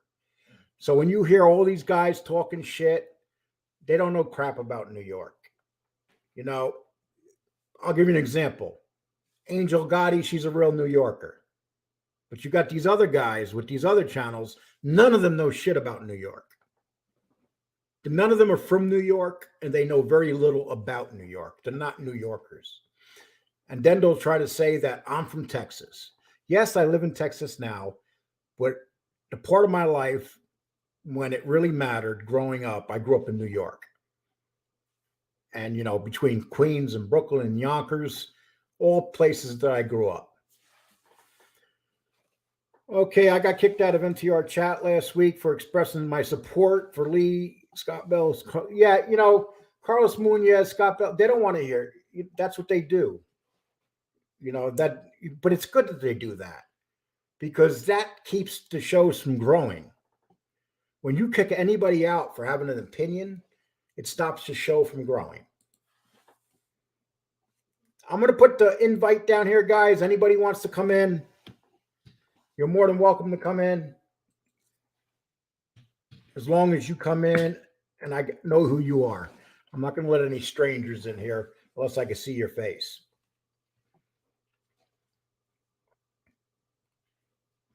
Okay, let's get some of these. MobTube is more entertaining than anything on. Oh, Netflix has gotten all. Hey, people, have anybody noticed on Netflix with all the Chinese movies? I mean, Netflix, it seems like every other movie that Netflix puts on is a Chinese movie, and they're horrible. The acting is horrible. They're just horrible movies, people. But Netflix is, if the Ozarks, the only reason I watch Netflix is for the Ozarks. If you take, after that, I can't even think of, I prefer Amazon. I think Amazon has much better stuff. And HBO, Cinemax, that's a good channel, but it's not, HBO is not nearly as good as it used to be. Do you guys remember when HBO on Sunday night had The Sopranos on with Oz? And they were both on at the same time. Yeah, I mean, and then you had Ray Donovan on and you had Dexter on. I mean, the shows were so much better, say 10, 15 years ago. These shows now are awful. I mean, the shit they have on Netflix, that's why the kids are so fucked up in the head. Because look at the crap they play now. The worst thing that happened to the movies was when they were able to put special effects into them because it took away the acting. I mean, that's what I think. You're not going to get no more movies like The Godfather, great movies with acting like that. You won't get that. Clint Eastwood's 90 years old. How much longer is Clint Eastwood going to be around to give us great movies? $600 microphone makes you sound different too. Okay, Jesse? Is it worse or better? This was donated to me, by the way. That mic was donated to me. Okay, most likely Chicago Muscle is Frank Drebin. He uses 2 computers. You know what? Chicago Muscle came out of no place. Now, all you guys are talking about Chicago Muscle all the time. I think you guys are giving him a little bit too much play. You remember when he came in here, what we did to him? He's no longer in here unless he comes in here as Mrs. Muscle or somebody else. He came in here being a dick and we just got rid of him. So now he could be in the dickish show in the show with the most dicks. So, what you buy for a content creator who blocks comments is a big red flag. Sometimes it's fraudulent. Yep. You only should block somebody when they deserve to be blocked. When you have people like Carlos blocking people for just showing up. Carlos has blocked me out of every show that I've ever went into that he's in.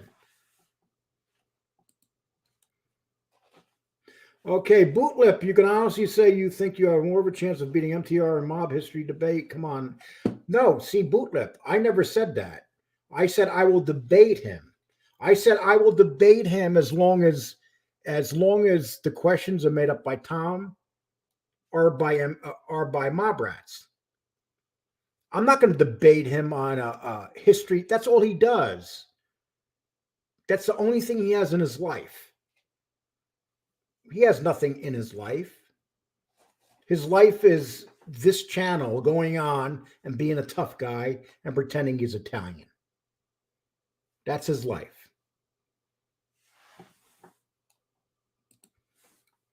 The Bad Vegan trailer came out yesterday. It looks pretty good.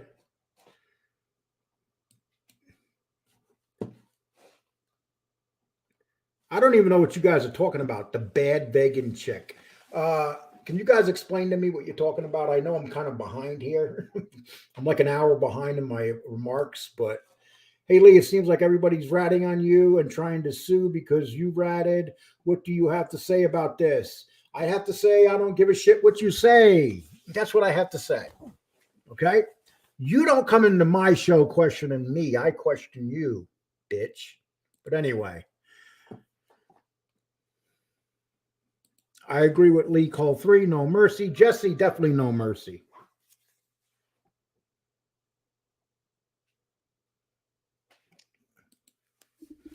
Yes, either totally ignore or grow balls, tell them off. Exactly. You know what, guys? Don't sell your soul because you want to be people's friends. If someone attacks your child, if someone attacks you, your wife, or whatever, don't apologize to them. Don't try to be their friend. You know, that's why you had this one guy that said that he would never be friends with the guy in the car because he said bad shit about his wife. And what are they now? Now they work together attacking people. That's what they do. And you know what, people? Last night, this man kind of brought back memories of Coach Riley. And he's here right now. So let's say hi to Jeff Nadeau. Jeff, how you doing, my man? What up, Lee? What's happening? How you doing? You all right? Actually having a good time today. Just I see it. You're having a good time here at 1 o'clock. That's your new time, I see. Yeah, you know why? Because less people are on during the day. And, you know, I always get a good crowd. And but I'll tell you what, you get a good crowd too. I mean, your show is just taking off, man. Well, I'm about to put a video out, so make sure you check that out. But Lee, I want to tell you something real quick. I know you know this. I think you're just getting it confused. The Gomorrah is based in Naples, Lee. Remember that? I just said that. Did you? Okay, I just started listening. Yeah. Good. You liking it though? You turned me on to the show, Jeff. Yeah, I think I knew nothing about that. You know, and great show. It's incredible. It's amazing though, because I never realized that the haves and have-nots in Naples the difference is incredible. Yeah, it's really a great show. I think it's the best show ever made, quite honestly. I heard people say I don't want to watch it because I got to read the. You know, I went in there and dubbed English onto the characters. I didn't realize you could do that. Yeah, I didn't do that. I prefer the subtitles. I think it's a little bit more iconic that way. But yes. Listen, that's the problem, Lee. It's not going to take off in this country because most people can't focus and watch subtitles. But it's a shame they don't because it's an incredible show and it needs to be popular and needs to be out there. Yeah, you know what's so good? It's modern. It's happening right now there.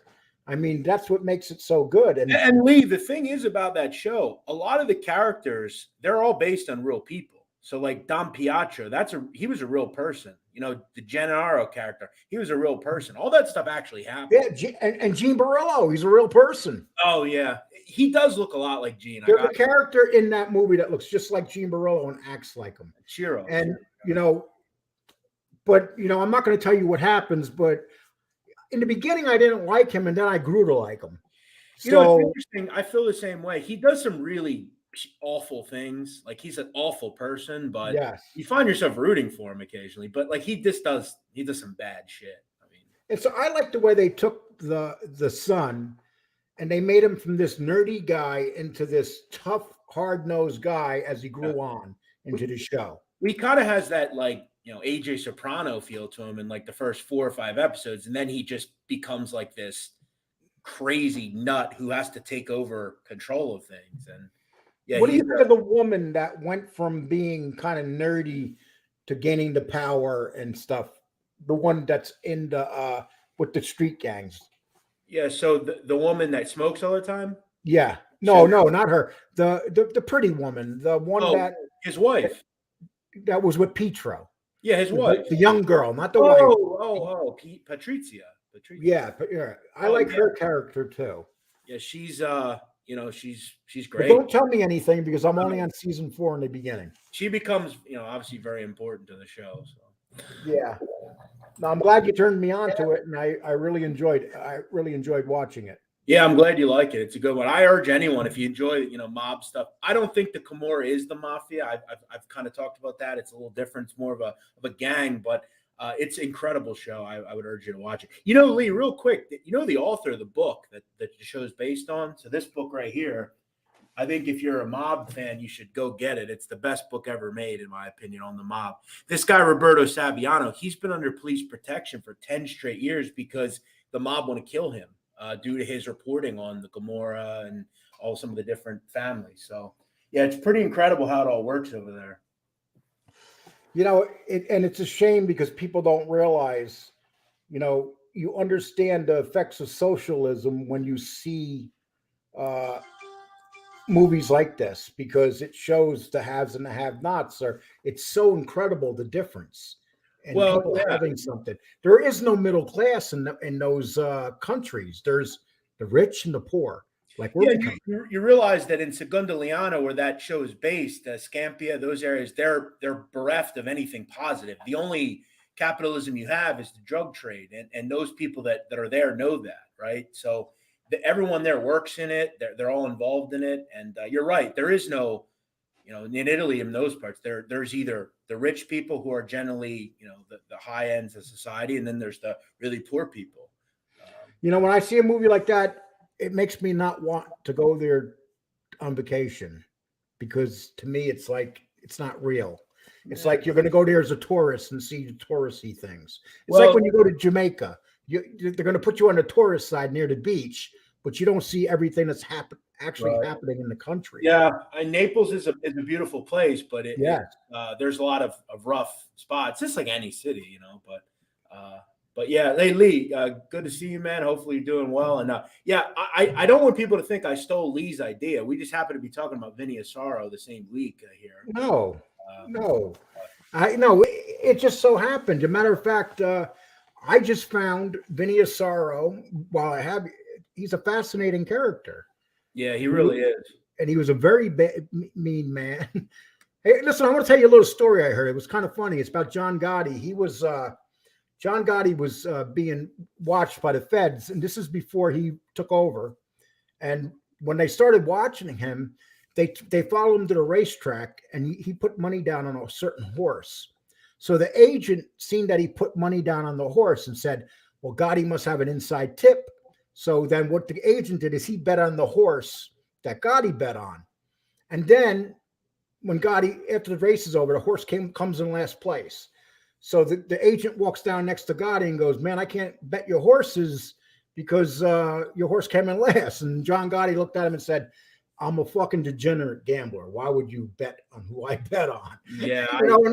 It's funny as shit. You could just picture John Gotti saying that to him. It was I did a video on John and his gambling stuff and the bookie that took his bets. There was a possibility at one point they had considered that he may have a real gambling problem, and he blew. At one point, they said he blew 1 week and he blew 300,000. This guy was a stone cold degenerate gambler. But yeah, I'm sure that story makes sense. He wasn't good from what. And he always honored his bets, didn't he? As far as I know, I mean, the guy that he was betting into, I've never uncovered any issues that he had. I think John, at any rate, whether you like him or not, he always paid. I mean, I don't think he paid his bets. He didn't snitch. I mean, whether he was a real gangster, he was. Oh, he's a gangster. He's a gangster's guy, and so was Vinny Asaro for that matter. Vinny, without a doubt. Vinny was a degenerate gambler too.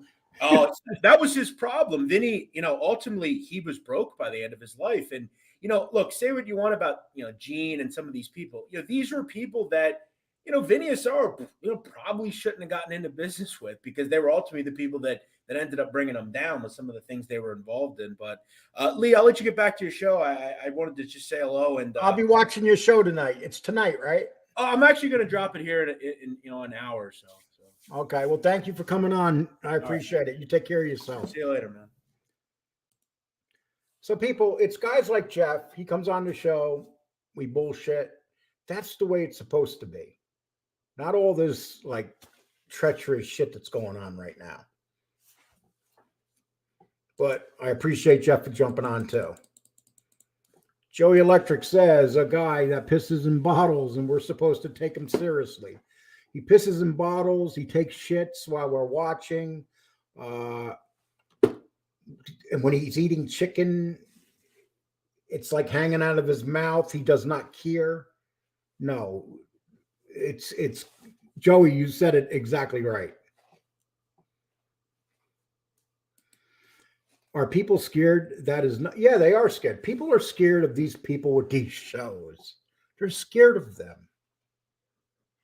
Why?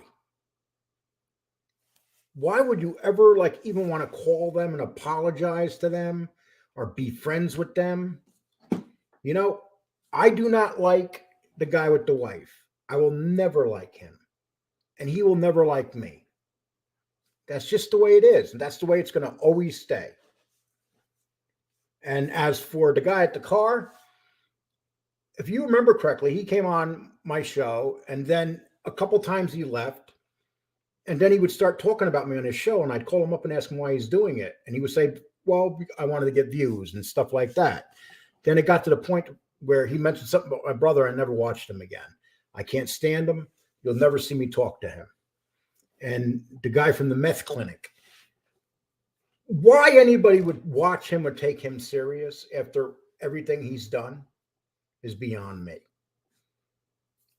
And really, the other day they're saying, well, we're going to go after Lee because he didn't want to be part of the truces. Take your truce and shove it up your ass. Okay? Fucking truces. I'm going to listen to a fucking methadone act about truces. Narcy's a pussy. He's a fent. I've donated $3K to this little channel, FBS. Let someone call Carlos block me last night for using this Abby. So you got blocked for using this guy's face. Steven, I'm sorry to hear that. But, you know, we're responsible for our shows. We can't be letting people in our chat rooms that have wrenches block people. Unless the people really are bad and deserve to be blocked. What I do after every show is I go check to see if anybody's been blocked, because once in a while a wrench will get by. And in the very beginning, New Beginnings and I did not get along, and I gave her a wrench, and she went in and did a number on me. She taught me a valuable lesson. You can't trust your children. And then she's seen that everybody was attacking me and said, why is everybody blaming him for what we're doing? And that happened several months ago, and we've got along great ever since then. Just like that. This is true, people. This is true. And I got to watch. I can't say his name because then what he'll do is he'll contact YouTube and try to have your channel taken down. Or I've only had one video taken down legally, and it was by him. It was about 4 or 5 months ago. That's how sensitive he is. He literally tries to have your channel taken down. And like a big tough guy tonight, watch him talk a lot of shit about me because he's behind a mic, people. And you're not going to be able to say anything to him in his room because he's going to have his wrenches in there like Carlos blocking you. That's what's going to happen. John Wolf, I remember when he made that transformation from an Irishman who claimed to be a U.S. hockey Olympic team. Yes, he went from being an Irishman to now being in the Philadelphia mob. Isn't that amazing? Cut off your donations to those bozos. Give it to the good guy like Lee Cole. Thank you, Stephen. I appreciate that. But you're not giving it to me. Anything I get, I'm going to use toward my blog and toward someone that I would like to help a little bit because of the fact that he has done so much great work with my blog. I get thousands of views every day on the blogs, and it ain't because of me. It's because of him. If I was writing a blog, no one would give a shit. I suppose people are scared of Tony touching them. Imagine those germs and that disease. I don't even think he sleeps in the car, people. I think it's all bullshit. Adam Caden, they do later named me for calling him Irish, telling me he never said he was Irish. He claims he's 100% Albanian. I could have sworn that dude said, well, he is Albanian. He should know what he is. D Truth, if he's Albanian.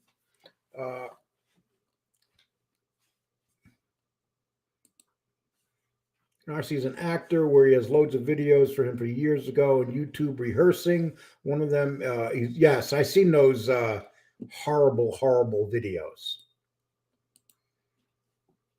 And you know what he did? He sent me a bunch of videos and he said he was somebody else and he wanted me to show them because they're his property.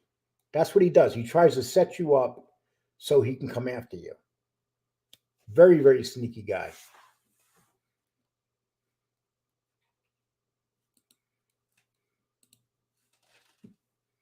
Lee Cole, he better pack a.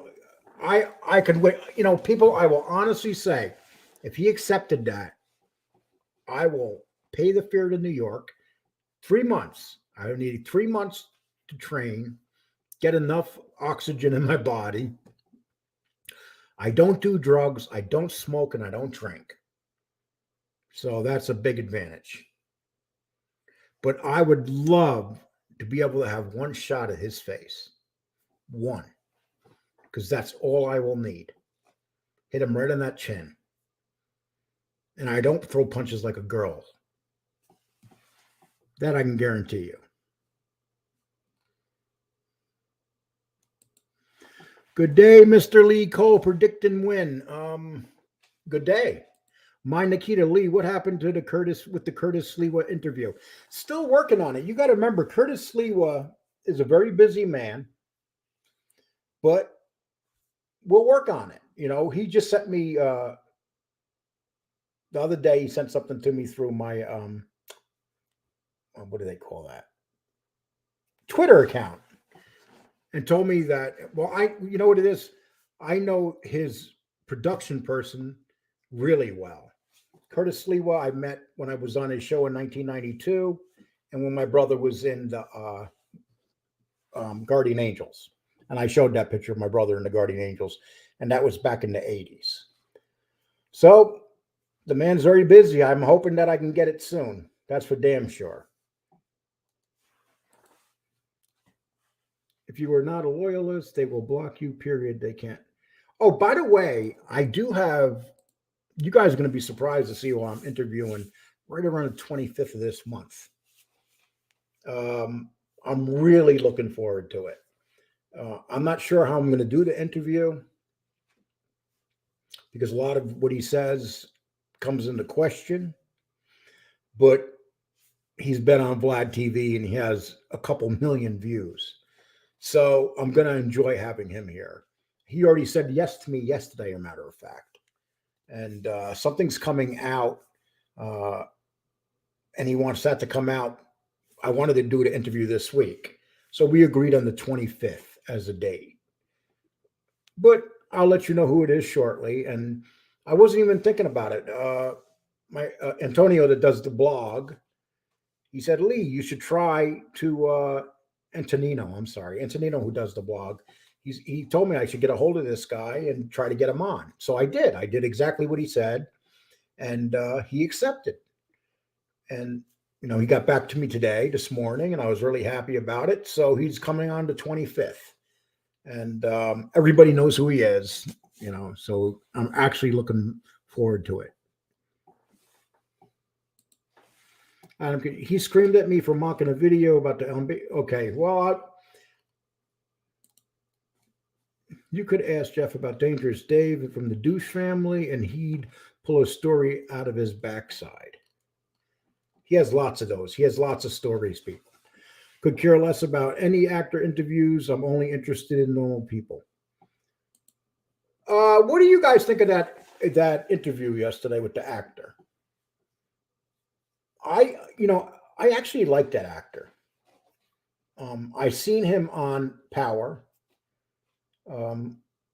He played a good role. He played a gangster. He didn't come off like a gangster because he doesn't look like a gangster. He looks too small, too pretty. But the guy is a legitimate actor. And I think it's the best actor that he's had on so far. I'm not going to stand here and knock the guy because the guy has an acting career. He's a legitimate actor. And the only thing is that I think that if you're going to have an actor on, you got to be able to advertise him for like a week. I mean, why wait until the day you're putting him on? Are you so afraid to put him on, to tell people about it because of the things you did? You know, if you advertise him, you should advertise that guy for a week and you would have gotten thousands of more views. You know, let's face it, you didn't get nearly as many views as you wanted to get with that actor. And that actor's a legitimate actor. Yeah. And if anybody that says he's not a legitimate actor is wrong. He's a legitimate actor. He's actually a pretty good actor. So I just wish that there was more advertising to be done with actors like that, because it's not fair to the actor that you're going to bring him on and you're only going to get him 3,000 views. A guy like that should be getting 10, 20,000 views.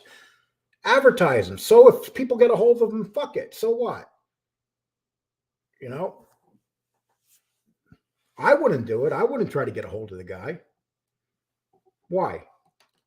That's kind of scumbaggish when you do shit like that. Let the guy come on, see how many views he's actually going to get you. So tell me what you guys think about the actor. While I have you guys here, I'm not going to be here too much longer, probably about 20 more minutes. What did you think about that actor last night? And do you think that he should be advertised at least a week before they put him on? I like Mickey Featherstone's walked around with the guy's head in the box. Yeah, he did. And he also cut the hands off people. And he used to use the hands for fingerprints. So basically what he would do is he would get a gun, shoot somebody with the gun, and take these hands and use the fingerprint to put on the gun to throw the police off.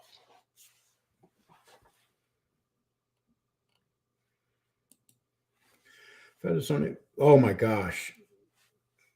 Featherstone, everybody, that would be everybody's dream to have Featherstone on. But Featherstone just doesn't give a shit. It's kind of obvious. The guy just disappeared. You know, we don't know where he is. He's just totally disappeared.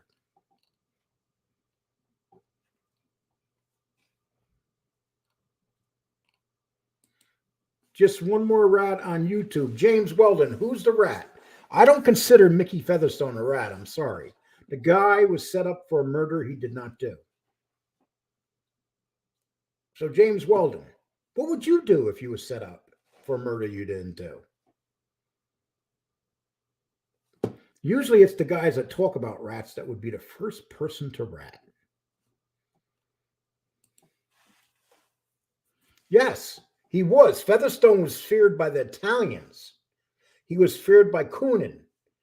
He was feared by everybody. He was a feared killer.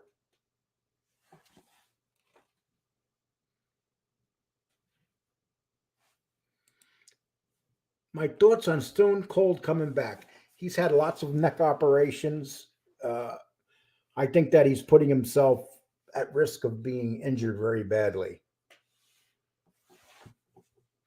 You know, you get to a certain age, you just can't. He's 50 years old, I think, somewhere around there. You just can't take a fall like when you're 30.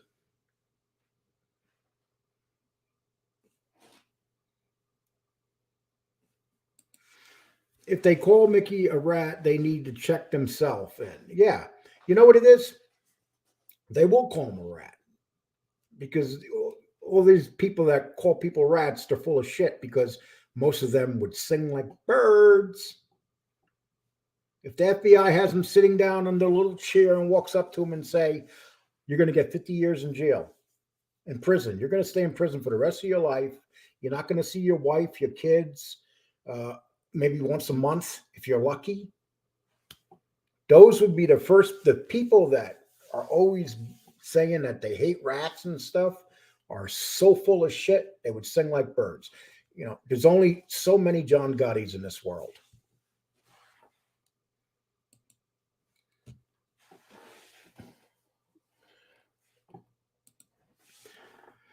You do your bid and even get in the situation, come out with your name, balls intact. No, Grant. So what are you saying, Grant? Are you saying that Mickey Featherstone should just have should have just gone to prison for being innocent of murdering somebody, Grant?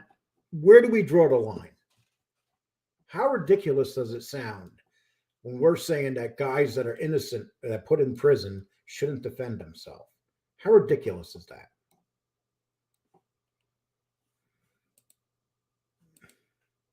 FBS in love with Lee. You can't stop talking about him. It's been 4 shows just about, and it's going to be again tonight, the next night, the next night. What he should be talking about is the actor that he just interviewed. But even after last night, after the show, he was still taking remarks and making remarks about me. I mean, come on, dude. And he claims that people talk about him. It's not true. He's the one that does the talking. We actually have content here. Bingo. If MTR was connected, he would not be able to talk about it on YouTube. A real connected man that did not rat would not be on YouTube.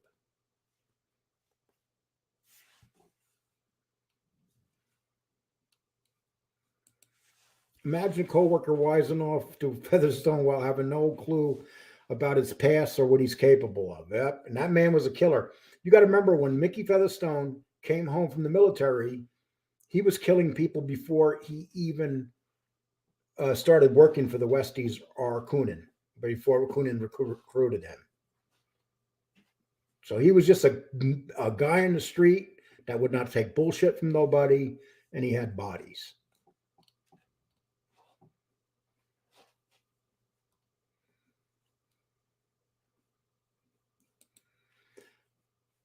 It was not from Long Island, more like Gilligan's Island.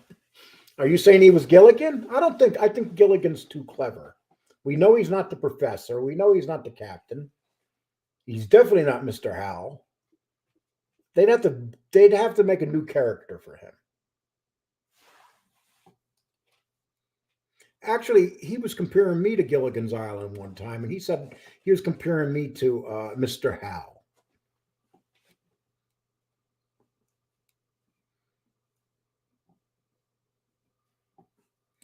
Okay, Ramundi, if I had to choose Lee, MTR, or John Wolfe, I'd pick the best troll. How dare you? Come on, John Wolfe's a legend. There's only one John Wolfe. I don't try to be John Wolfe.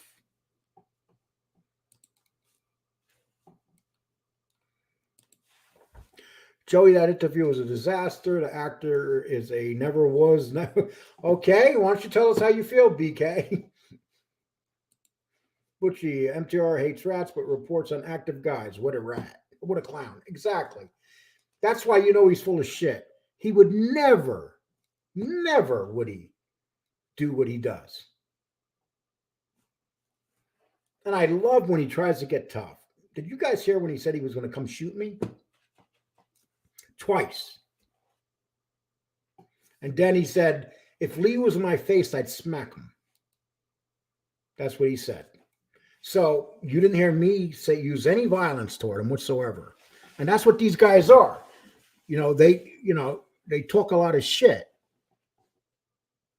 Guys like him and the guy in the car, harmless. They've probably never been in a fight in their life. And if they were in a fight in their life, they got beat up. Those two guys are not intimidating. Anybody that's scared of either one of those two guys, I feel bad for you. Why don't you guys go back and listen to his original voice? That's all fake. That's not the real voice. Go listen to the hockey tapes. That's the real voice.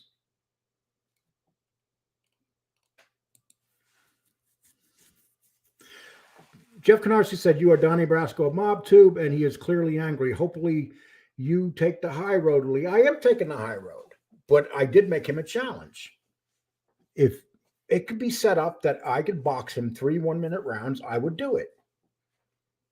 He threatened to shoot me, and he's threatening to smack me in the face. I didn't say I'd do anything to him. So if he is that confident that he could do that, wouldn't somebody with money want to set that up?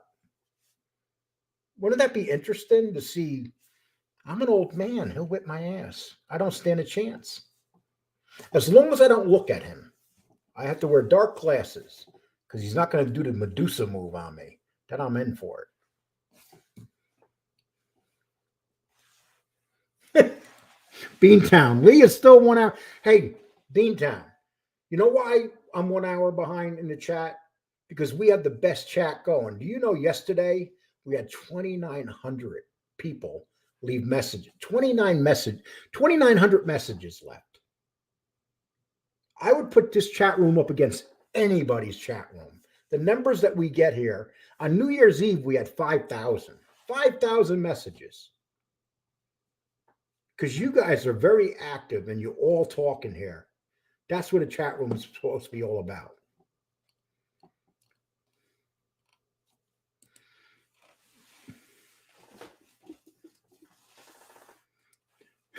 Okay, well, Joey Electric, we'll just leave that there. Okay, FBS mentioned Andrew Dice Clay on. Well, I'm getting word to Dice. Hey, listen. If he got, you know what? If he got Dice on, God bless him. Why worry about it? But the odds of him getting Dice on, come on. We're talking Andrew Dice Clay here. Andrew Dice Clay is still an active actor. He charges millions of dollars to go on comedy tours. If he can get him, he deserves them. That's what it comes down to. So why worry about it?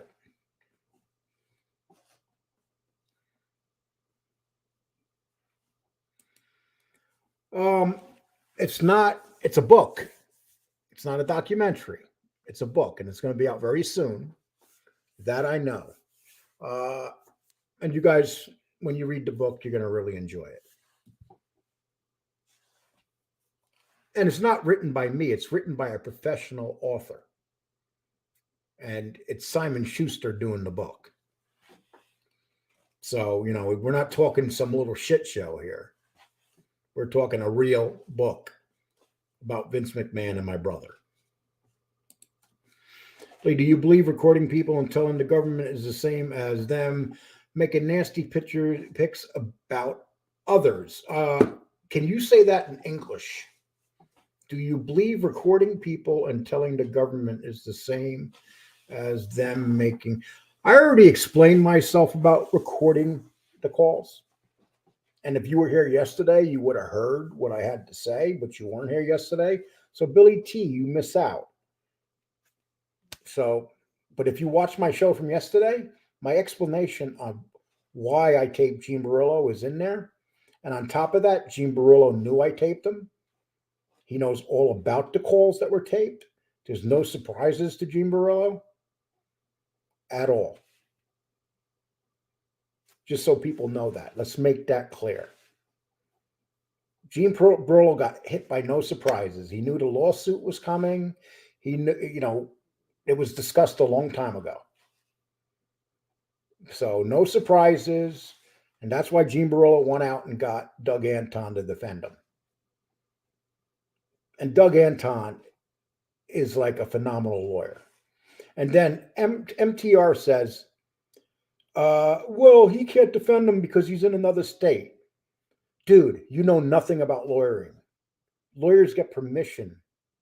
All they got to do is go to the courts and ask permission to defend somebody. So when you learn about lawyers and understand how law works, talk to us. Tommy Stix is on a stoop date with Angel Gotti. This comes. You know what? Tommy Stix is a nice guy. You know, sometimes guys are too nice, especially when you're in this genre. Tommy Stix is a really nice guy, and so is Vinny Bracco. And sometimes being too nice isn't a good thing, especially when you're dealing with a lot of people that don't care. Hey, Antonino, don't mention who we're talking about, but I got a hold of that guy yesterday that you told me about. He accepted the interview, brother. So I'll tell you about that. Why don't you give me a call when the show's over? I'll tell you about when the interview is going to be. And thanks for that suggestion. I wrote him a nice email. He contacted me back right away. So he's definitely coming on. Don't put up my previous comment, Paps. For fuck's sake. Tommy's mom is on the show. That was nice to have Tommy Stig's mom on the show. Come on. We're the only show to have Tommy Stig's mom. You know, isn't that nice, though, when you see a son taking his mom around to go to the doctors and stuff? How many of you guys wish that you could still do that and your mom's not around no more?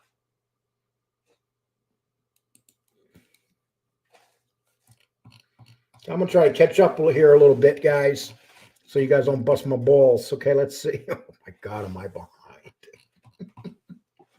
I am so sorry, man.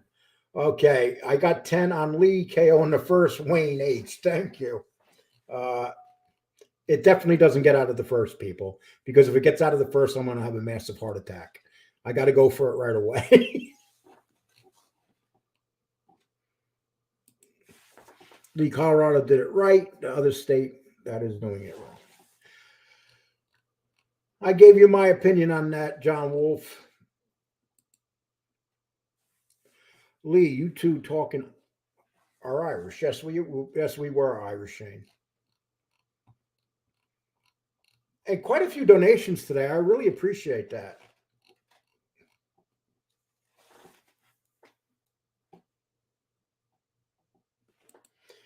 Lee, can you hear your guest when he's speaking? Because you just keep speaking over him. This is a very interesting guy. I've heard him in the past. Hey, people, do you think I was speaking over him? Because I don't think I was speaking over him. So, JC, I don't know what you're talking about, brother. David, yeah, I love the Irish. I really respect our enemies. As I said, some of my nearest, dearest are Tim's.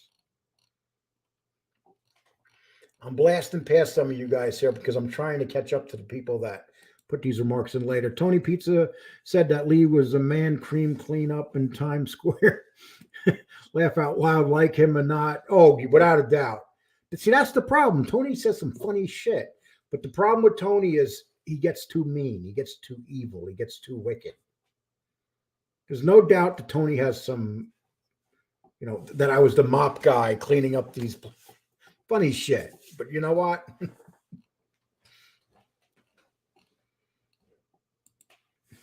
I remember when I was a kid in Florida, they had an adult bookstore with a booth where I could watch a live peep show with a paper towel in the booth. Bill.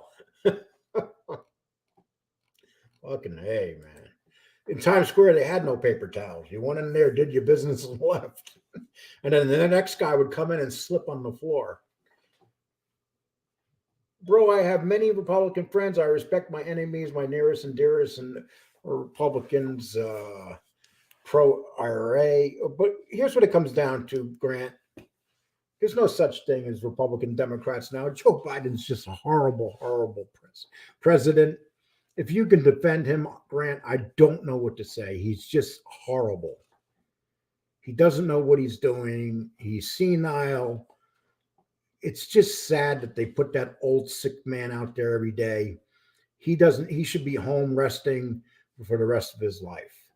He doesn't deserve to be leading a country.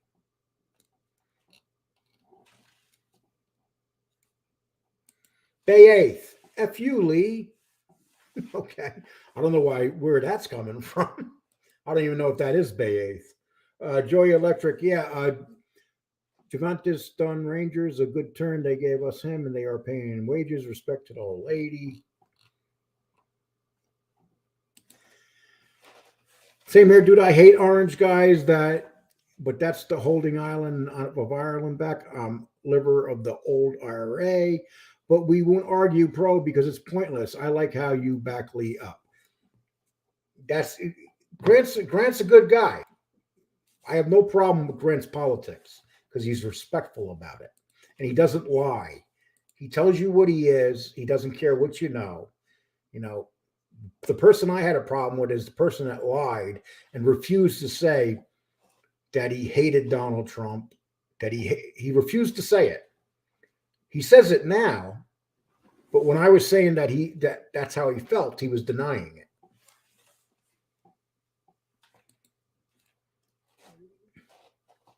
Lee, it's time to seriously consider an avatar. That's not Bay 8th. Okay, let's get rid of this guy.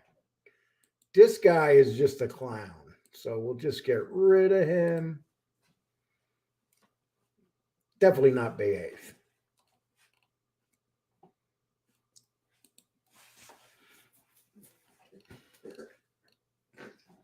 Okay, we're catching up here. We're up to not really. I want to see how many comments we have in here today. I bet you we definitely have over 2,000. Darren, I haven't taken one from you today. Darren. Antonino, what's up, buddy? You got me thinking about Gene L. last night. I was actually with him the night he met his mother and his children in the VIP room at Pastels back in the 90s. You guys are talking about some good places there.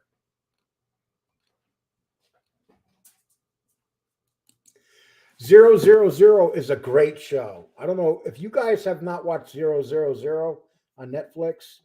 It really deserves to be watched because I love the way it goes through different levels and it shows how the drugs get to certain areas. It's definitely worth watching. Thanks for that, Cosimo. The 000 is a great show. That and the Gomorrah, two great shows. If you want to watch two really good mafia shows or drug dealing shows, and it shows how everything works, those are two shows to watch. In less than 24 hours, my interview from yesterday on Paradigm Media has over. Hello. You blocked me? No. That's me. Oh, you were saying rude stuff. I thought it was somebody pretending. What are you saying in my chat? I thought it was somebody. Why are you yelling?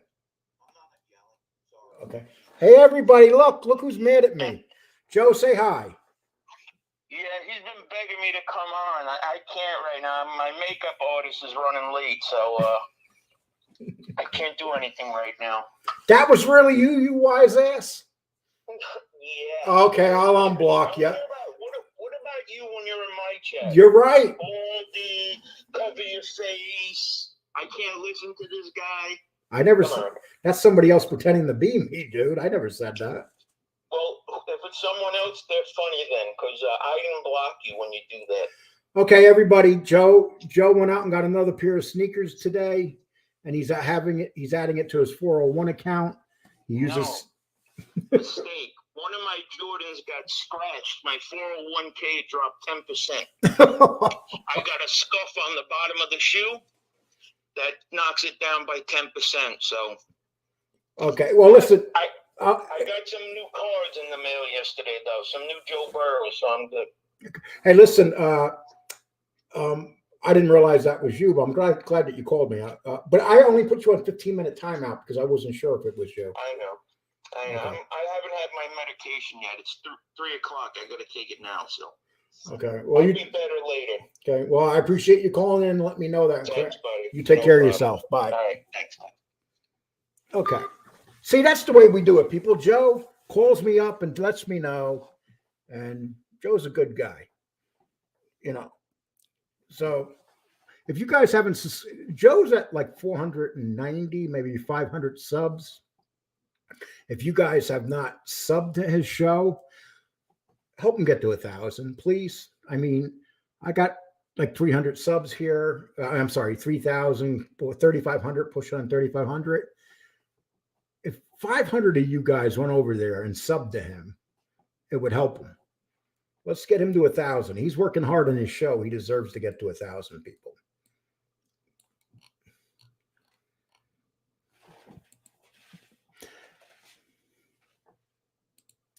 Okay, don't forget the serpent lies in Naples. Yes. You know, you guys are really fucking smart compared to me. That was such a dumb beef over pizza. The fucking guy Sharky became a rat anyway. Yes. Was in Greece with Chelsea and the Rangers. We played 3 big teams, and now I know you're talking. Grant, I know you're talking about soccer. I'm not going to say baseball today or the Texas Rangers. Okay. The only tour at Brooklyn 8th is going to show is the sneaker collection and the tour of Ace Hardwares. They're making Joe. They're making fun of your sneaker collection. But, you know, Joe can actually retire from his sneaker collection. And you know how much money he would get off his sneaker collection? Okay, I'm trying to catch up here. Antonio, how you doing, brother?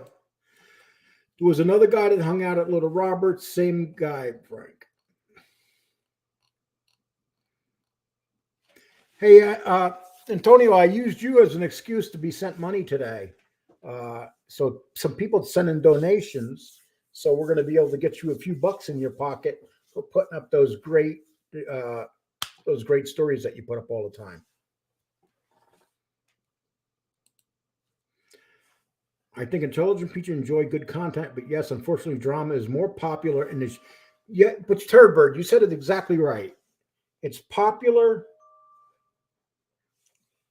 Okay, I'm being yelled at by my daughter. Okay, let's see what she has to say.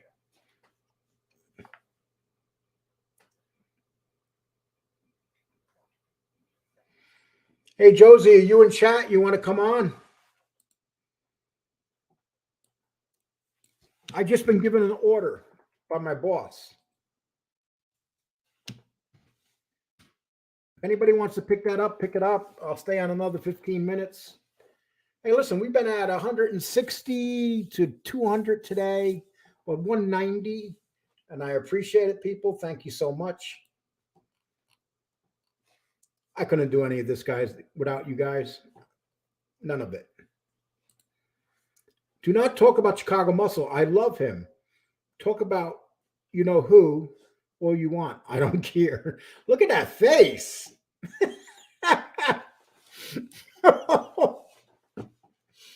They got him, you know, something, they get me too. But that's what you guys do. You get us. You get us like when we're doing faces. I don't have my retainer on the top of my mouth. I smile. They get it. The teeth are missing. They put it up there. That's what you guys do. And you guys do it really well. And then they send it to people. They send it. But look, they got him really good. My man's living good. Look at his face. He's gained some pounds right there. And then he'll say tonight, Lee can't talk about me being fat. He has 3 stomachs. But Jeff, I'm willing to bring my 3 stomachs into the ring for 3 1-minute rounds. 3 months in training. I'll lose about 30 pounds. I'll get good wind. And you don't get out of the first round. Guarantee it.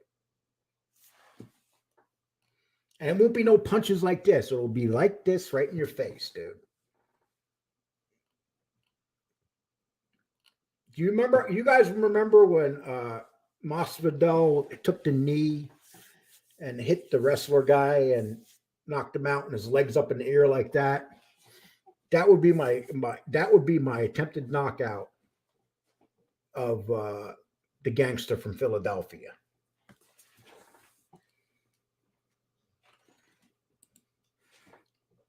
Big time cop caller, big time lawyer guy. The biggest. Talks a tough game, but that's all it is a tough game.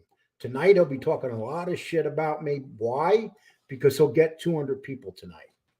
But if he goes on there and talks about stuff that he knows, he'll get 130, 140 people at most. MB Google Spiga, hey guy, Captain Spaulding's great. Hey, listen, so what did you guys think of that actor last night? Let me know.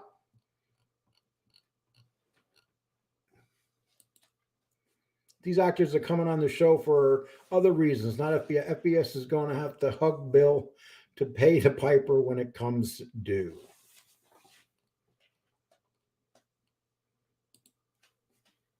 Vinny Paz, he was a great guest. Vinny Pazian, Vinny Paz, Pazian, well, whatever. I'll stick it to Paz. Was a great fighter. He wasn't like top level, like a Thomas Hearns or something like that. The Pazianza, how would you say that, people? But he was a great fighter. I think he was a great guest too. The way he talked, the way he laughed, he seemed like a really nice guy. The guy broke his neck. If you've seen the movie, it was an incredible movie. And for him to come back and win the title was incredible. But let's remember, when he won these fights, he was kind of tied into certain people. He was controlled. But his father had a big part of his career too. But just thinking about the injury that he suffered to come back and win the title, and they didn't even know whether he was going to walk again. I mean, it's an incredible story, without a doubt.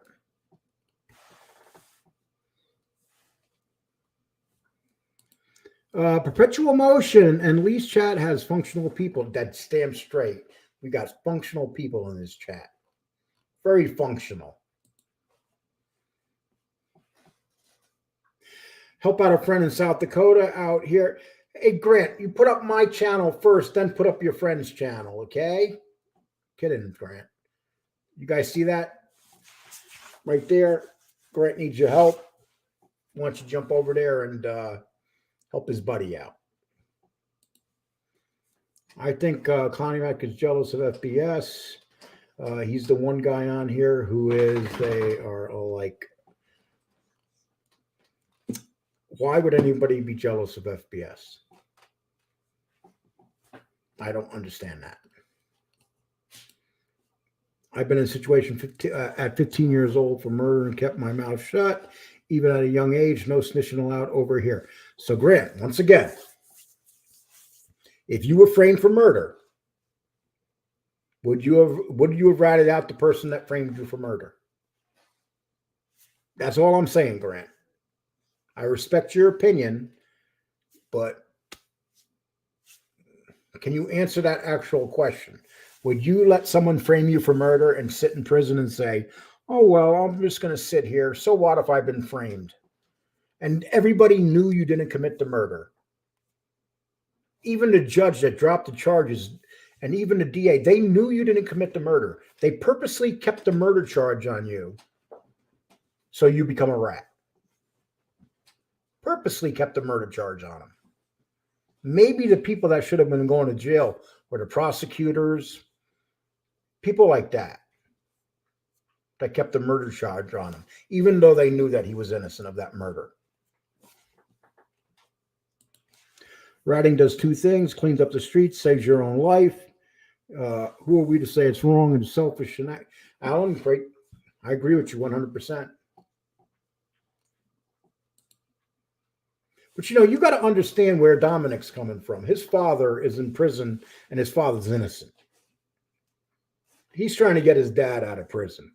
And a lot of things that he says about what's going on with the justice system and what they do to people is absolutely right. I will never argue with him about that. Tommy Days recently mentioned that Frankie Heidel followed the mob cops and watched them get off the expressway to turn on Bay 8th Street, where they would find his brother, Jimmy Heidel. Well, that whole thing, I don't want to get into Tommy Days.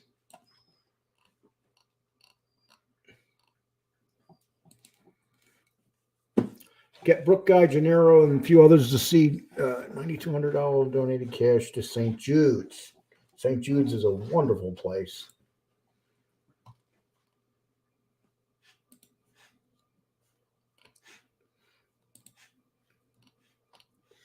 Okay, guys, I've been on 2 hours, 8 minutes. I'll give it a couple more minutes. I'm trying to catch up here. To be fair, the captain let him talk his way right off YouTube. Guy can't get 1K views.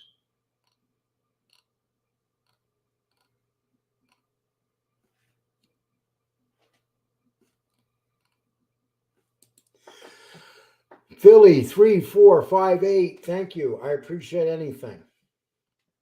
If you sent 99 cents to the guy in the car, you start going crazy. 99 cents? What are you fucking kidding me? Are you insulting me?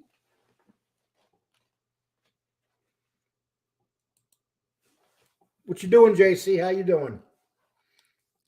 I sent you a text to tell you I was coming on today, but I guess you were a busy man today.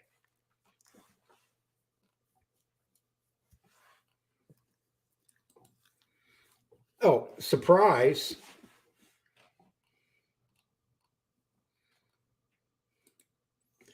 Just Josie unblocked me so I can abuse the pizza simps with my real account. I am Glasgow Rat Hunter.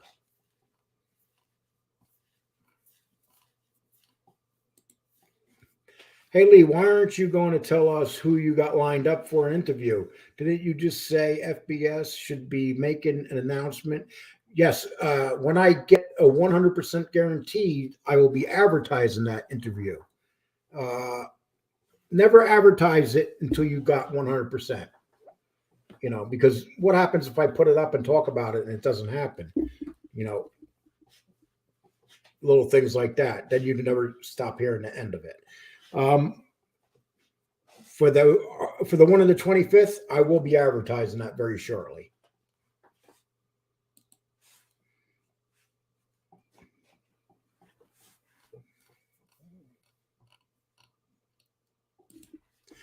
Okay, I don't know if you want to do a show together. Someone suggested to. It sounds like a good idea and a way to contact you. Josie, if you need to contact him, just let me know. Send me a text. I could send you his phone number if you don't have it. Great show, Lee Gotti, Badmouth, and Sammy Frank on the tape. Was setting the table to kill Sammy. That was the first rat move between the two. There were a lot of bad moves made there, people. A lot of bad moves. There are 4 men from the Lucchese family who are in prison right now for murder they got framed on and didn't rat. You're a rat simp, so they don't care what people tell your friends with rats. Okay.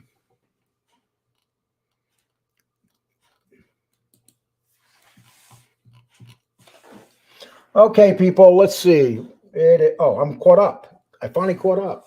Okay, let me get some of these ones at the bottoms that you people just put in. At least when FBS talks about Lee, it gives NB funny content for clips. Yes, it sure does. I mean, he was talking. What was she put up something that he said yesterday? It was hilarious. I can't think of what it was, but it was funny. Brook guy, degenerate gambler. He'll be in your pocket soon enough. Bay 8th, Brook guy. Okay. MB for unemployment. FBS. I'm trans and I can confirm this. Okay. Whatever floats your boat. Okay, Lee. Gene knows about the recordings now, but he didn't when you were secretly recording him. My Nika, you're full of shit. You don't know what you're talking about. Okay. That I can tell you. So unless you are Gene, and you're not, unless you were a friend of Gene's, and you're not, because you don't know what you're talking about. Okay. The propaganda minister, FBS. You guys think this is the propaganda minister right here? Because you know he hates Eyelight with a passion. So he probably would use Eyelight's face. This could be him. This could be him. And you know what? It's really pissing them off? The fact that they thought that Gene and I were going to go at it. They had no idea what was going on, people. None. And they were like, here's the line.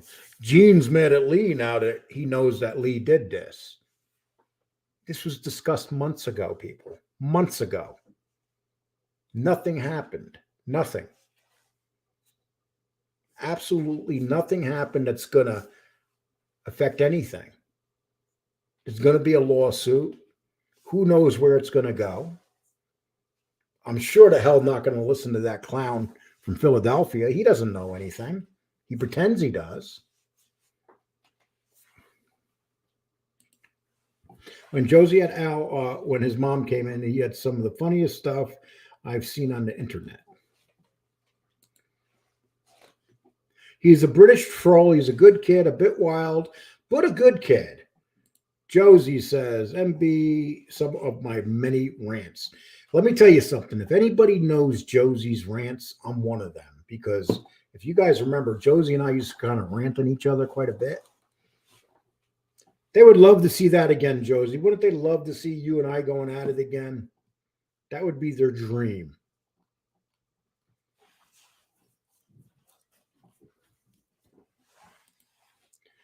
How, I don't know, but if you go by the face, probably like about, did you ever see Benjamin Buttons? When he started aging and he got to that part. But I hate to put Brad Pitt in the same sentence as him. That's almost like Brad Pitt at his worst after an explosion. Couldn't be like that. Okay, people. We're at the end here. I've been on 2 hours and 15 minutes. We've been from 150 to 190. I appreciate it. You guys are awesome. Quite a few donations today, and that's quite appreciated too.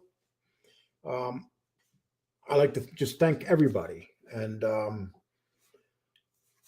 if you haven't gone to Josie's channel and sub to her, go to her channel and sub to her. She has very good stuff. And also, you have Bay Eighth. You got Tommy. People that can use subs, people that really try hard and deserve to have people sub to their channel. As for the methadone guy, the guy in the car, and the guy that uses his wife, nah, don't sub to them. They're not very nice people. Very bad product too. Okay, everybody, take care. Thank you so much for being here today. I really enjoyed spending this time with you. My dogs want to go for a ride. I take them for a ride once a day. And you want to go for a ride? Come here. Let's say goodbye. Come here. This is Polly. She wants to say goodbye. Polly? Right there, baby. Look at the camera. There she is. That's Papa. Come here. And this is my lab right here. So I got a rat terrier and a lab, and they love to go for rides. But people, take care. Love my country. I love you guys. Vote. Make sure you vote this year. Let's make some changes. And definitely 24 vote. Take care, people. Thank you so much.